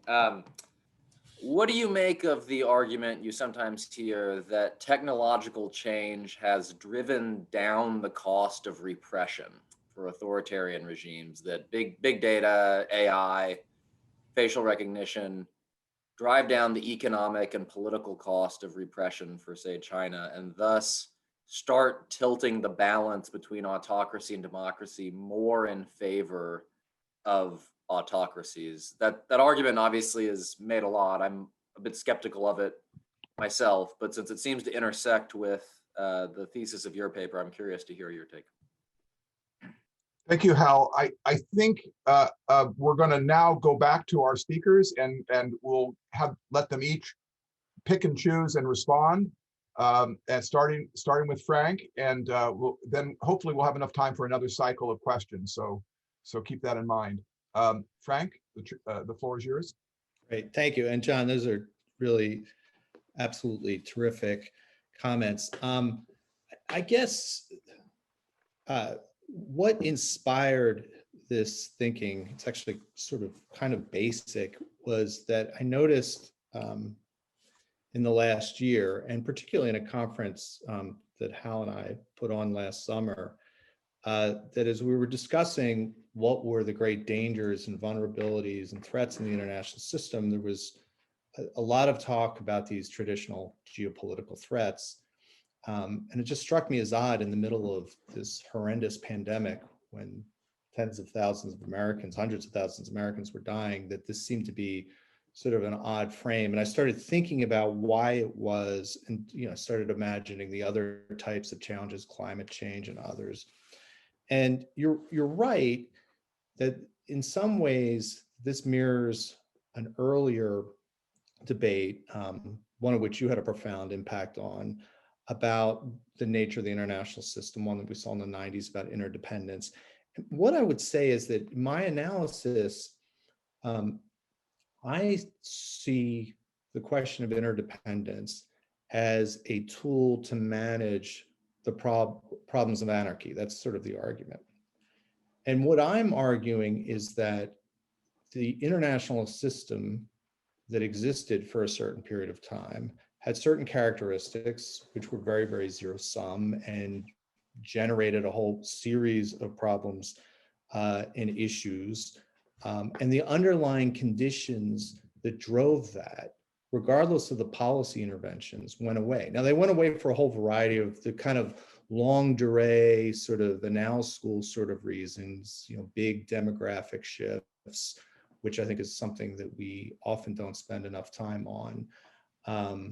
This had to do with spending a lot of time thinking about what drove European behavior, and particularly in the late 19th century, and this incredible Malthusian fear. And one that just more or less went away, right? I have this phrase I often use with my students about China being a Grandpa Simpson nation. You get old enough, old people don't like to fight. They don't like to send their young people off to fight because they pay for their expensive Social Security and welfare benefits. And so that, the sort of agricultural revolution and demographic shift, combined with a whole variety of other things, had changed the underlying circumstances, regardless of whether you were world and interdependence or anarchy.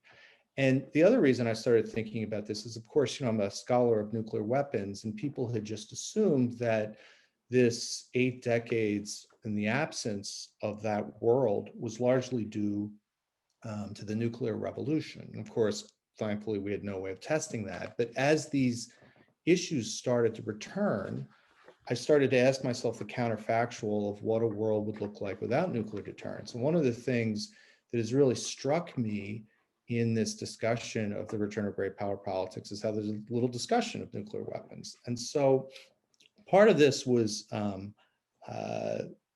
sort of my way of wrestling with the sort of ideas of geopolitical competition, which were, as you very nicely said, were zero sum, were sort of life or death, and which didn't provide much room for cooperation, collaboration, institution building, or alliances, was driven not by some kind of timeless anarchy, but by a particular set of historical circumstances that have always been there, and they haven't gone away completely, but were really, really bad in a particular time period. And those circumstances, I don't necessarily see as coming back.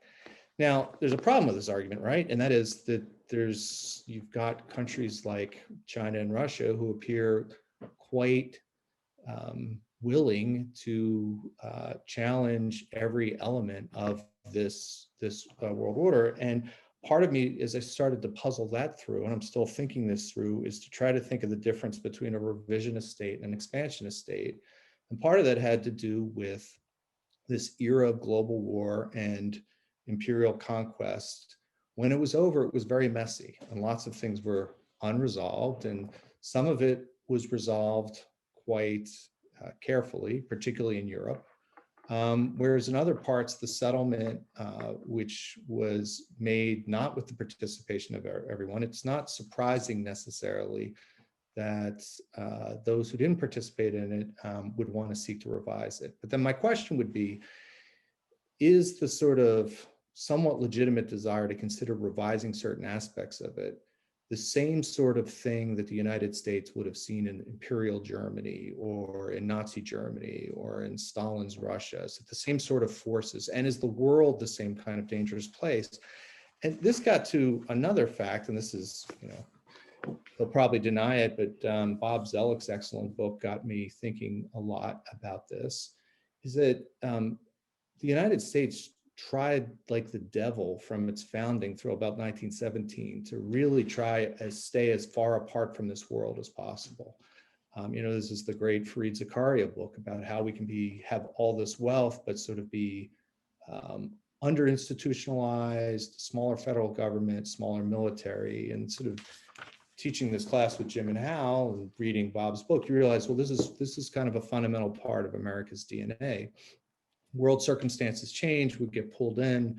One of the more controversial arguments that I make in the paper is that we don't do as well as everyone thinks. We kind of punch below our weight. This is a kind of world that doesn't play to our strengths.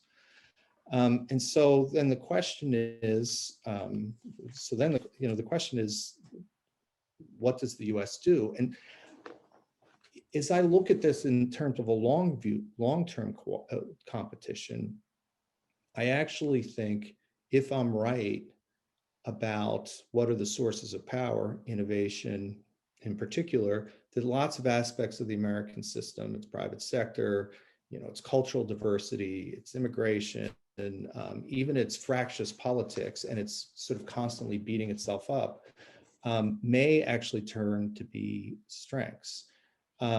Now, that's not at all helpful in the short term, where there's a sense of crisis right now, where if tomorrow China decides to do some of the things that Bob Blackwell and Phil Zelko talk about in their report on Taiwan, then all bets are off. But I do think there are opportunities. You think in the world that I do write in, nuclear weapons, with things like the Nuclear Non-Proliferation Treaty, where the Soviets and the Americans agreed to cooperate, despite the fact they still had this great ideological and geopolitical hostility. So those are sort of my general responses to your excellent provocations. This is obviously really, really early on, and I wrote it especially to be provocative, and especially because I wanted your reaction. To Hal's excellent question, I think it cuts in both directions. I think one of the things about the scarcity of information in the past was that information was scarce and states were the intermediaries. I think that it will be very difficult over the long term, given the explosion of information and the ability to access it, for a state to have complete control of it. It will have it maybe in the short term, maybe in the medium term, but I think that there's that great Stuart Brand phrase, information wants to be free. I think that one of the great challenges, and by the way, we've learned that that's not necessarily always a good thing. Unintermediated massive amounts of information have prevented incredible challenges to us, which we've never really thought through before. And to a certain extent, even though what China is doing is terrible, one can also imagine it's a response to that fact, right? And so I think, and I could be totally wrong about this, I tend to be pessimistic or skeptical of any state's ability in a kind of 1984 sort of way, given the nature of this technology and information and the incentive to get it, and the fact that information is the most valuable asset in this new system, and that those that have it and use it most effectively are the ones who will generate the greatest wealth and ultimately the greatest power. So, in that sense, pursuing that policy, I think China ties its hands behind its back. Thank you, Frank. Dr. Solis? Thank you very much. Excellent questions. I'll try to be brief because time is running. I agree completely that economics is central to competition. And I think that the United States actually is very disadvantaged here because, it's better to be playing a balancing act and have different tracks than just be playing along one line. And I think that's what's happening with the United States. Japan is, as I said before, it is not recalibrating, but this comes in the aftermath of Japan really increasing its stature, its influence, its clout through very successful economic diplomacy, trade agreements, digital rules, infrastructure investment. And the United States is not putting any of that on the table. Think about China. China is also increasing its defensive measures, but China also has, economic engagement initiatives through the Belt and Road, through a regional comprehensive economic partnership, the largest trade agreement in the world, which very much blunts the narrative of decoupling from China. So I worry that the United States is just, raising the shield, and we're not able yet to communicate what is a positive case for economic leadership in the region. And that's going to be a huge handicap. Going to the question of how can liberal societies like ours make sure that this economic security does not run amok or generate blatant protectionism?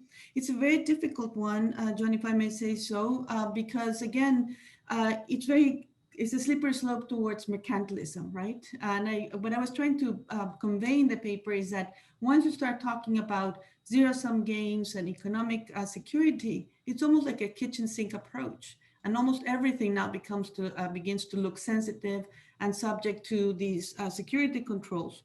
So it has to do, I think, a lot with the quality of decision making. And I would hope that there would be improvements to that. And I'm going to give you a few examples. Steel tariffs that the United States imposed on its closest allies, invoking national security concerns. If you look at the report, at the end of the day, it was the argument was made not on a real need of the the Defense Department to have access to steel for weapon manufacture, but they're actually looking at the condition of steel plants and whether the capacity utilization was what they wanted this to be or not. That's an industrial policy goal. It's not really a legitimate national security concern. And the Biden administration has yet to lift those tariffs. And I think that the point here is that there are vested interests, and the habits are the tariffs create habits that are very difficult to break away from. But when you look at the current discussion on export controls and the fact that this would be expanded quite significantly to emerging and foundational technologies, I think that it has been more reassuring that the Commerce Department has taken the time to really talk to the private sector, to industry and domestic and foreign companies to get a better sense and to tread carefully on how they proceed with this. And I think that what they've heard from the private sector is that, these unilateral zigzagging, bad for business, bad for predictability, bad for investment. And they also want to have coordination with international standards so that they can operate across borders and not just very idiosyncratic standards that would hinder their operations. Now, how much room does the Biden administration have? As I said, I don't think I'm very optimistic here. I think that trade promotion authority is expiring in a few months. The Biden administration is not inclined to negotiating large-scale trade agreements at this moment. I think that it makes sense to focus on domestic competitiveness, but the region is moving away from us. And we're not sending the right signals when the message we give is made in America and by American. Yesterday in the conversations, people were talking about how do we engage with Southeast Asia as a critical area. And also, what can we do in the meantime if large-scale trade agreements are not politically digestible at this moment? And I myself have suggested the digital sectoral agreement as an option.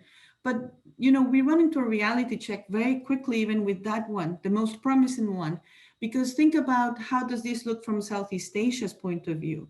An agreement that's just about the digital economy, the big winners are going to be American companies. The benefit of embedding a digital negotiation in a broader trade agreement like the regional TPP was that countries were willing to make concessions because they would access to the large American market. You take that out and the incentives are less. And I can go on and on. We clearly need to fix this part of our diplomacy. Thank you so much. That's terrific. Professor Mori, can you respond? And I hope you're still there. Yes, I am. Okay, sorry. Thank you very much for your question, Professor Eikenberry. How far is Japan ready to go in the area of human rights and democracy and so forth, value-related issues? As you know, traditionally, Japan has been moderately distancing ourselves from this kind of issue and try not to make human rights a condition of diplomatic engagement with other countries. But I think gradually, particularly with the issue related to China, our language and our message has been becoming firmer and tougher. If you compare the language that the Japanese government used to use vis-a-vis Xinjiang last year compared to this year, it's changed and it's getting stronger. But I think there are basically two sort of policy considerations when we think about how to move forward in this direction. One is obviously China. Policymakers have to think about, what is the Chinese reaction going to be if we, use certain languages and it causes China's economic retaliation. That is definitely a concern that policymakers will have in their minds. And the second consideration is vis-a-vis our friends and our friends in Southeast Asia. If we start talking about democracy and human rights too much and make it sort of a condition, perhaps, of engagement, then that's going to kind of hinder and inhibit our capability to sort of engage the regional states. So these two considerations will probably continue to loom in the minds of policymakers. Now, when it comes to D10, I think Japan will definitely join. I don't think if Japan is invited to a D10, which I think is going to be a sort of an expanded version of the G7, but I don't think Japan has an option to sort of reject the invitation. I think Japan will actively engage in that kind of forum. The task for Japan, I think, in that forum is when liberal democracies devise new rules or set new standards that sort of embed liberal values in new areas, like, for example, what kind of guidelines should govern the use of AI or new technologies and so forth. There's going to be that value injected in various norms. But at the same time, Japan has to look at the regional states and think about, well, are the regional states be able to adopt and internalize these new rules that we devised? If the norms are too strict and too vigorous, and it sort of alienates and pushes away regional states in Southeast Asia, for example, then that's not going to, help us forge a sort of a cooperative regional framework. So Japan's going to have to sort of walk that fine line and think about what is the optimal sort of language that should be injected into these kind of new rules and standards and so forth to allow regional states to come into these new frameworks. So this is the kind of, I don't have a concrete proposal for any particular specific area, but I think that's the kind of task that Japan is going to be undertaking in this area. Just quickly on Zach's point about economic coercion, I think he's right that we haven't really seen a solid framework for dealing with this kind of stuff. But I think the rare earth case is one sort of reaction. I think originally we started off with the 2010 Senkaku incident. China stopped rare earth export to Japan and so forth. And recently it's been accelerated by the semiconductor issue about securing the supply chain and so forth. Japan, the United States, and I think Australia are now trying to figure out a good framework to mitigate the supply chain of rare earth and so forth. So I think these kind of specific counter-coercion framework will emerge whenever China actually uses its power to sort of cut export, implement export ban or implement import ban. Countries that are targeted by economic coercion, the companies as well as the governments will review the way they are doing economic exchange with China if China uses this kind of power.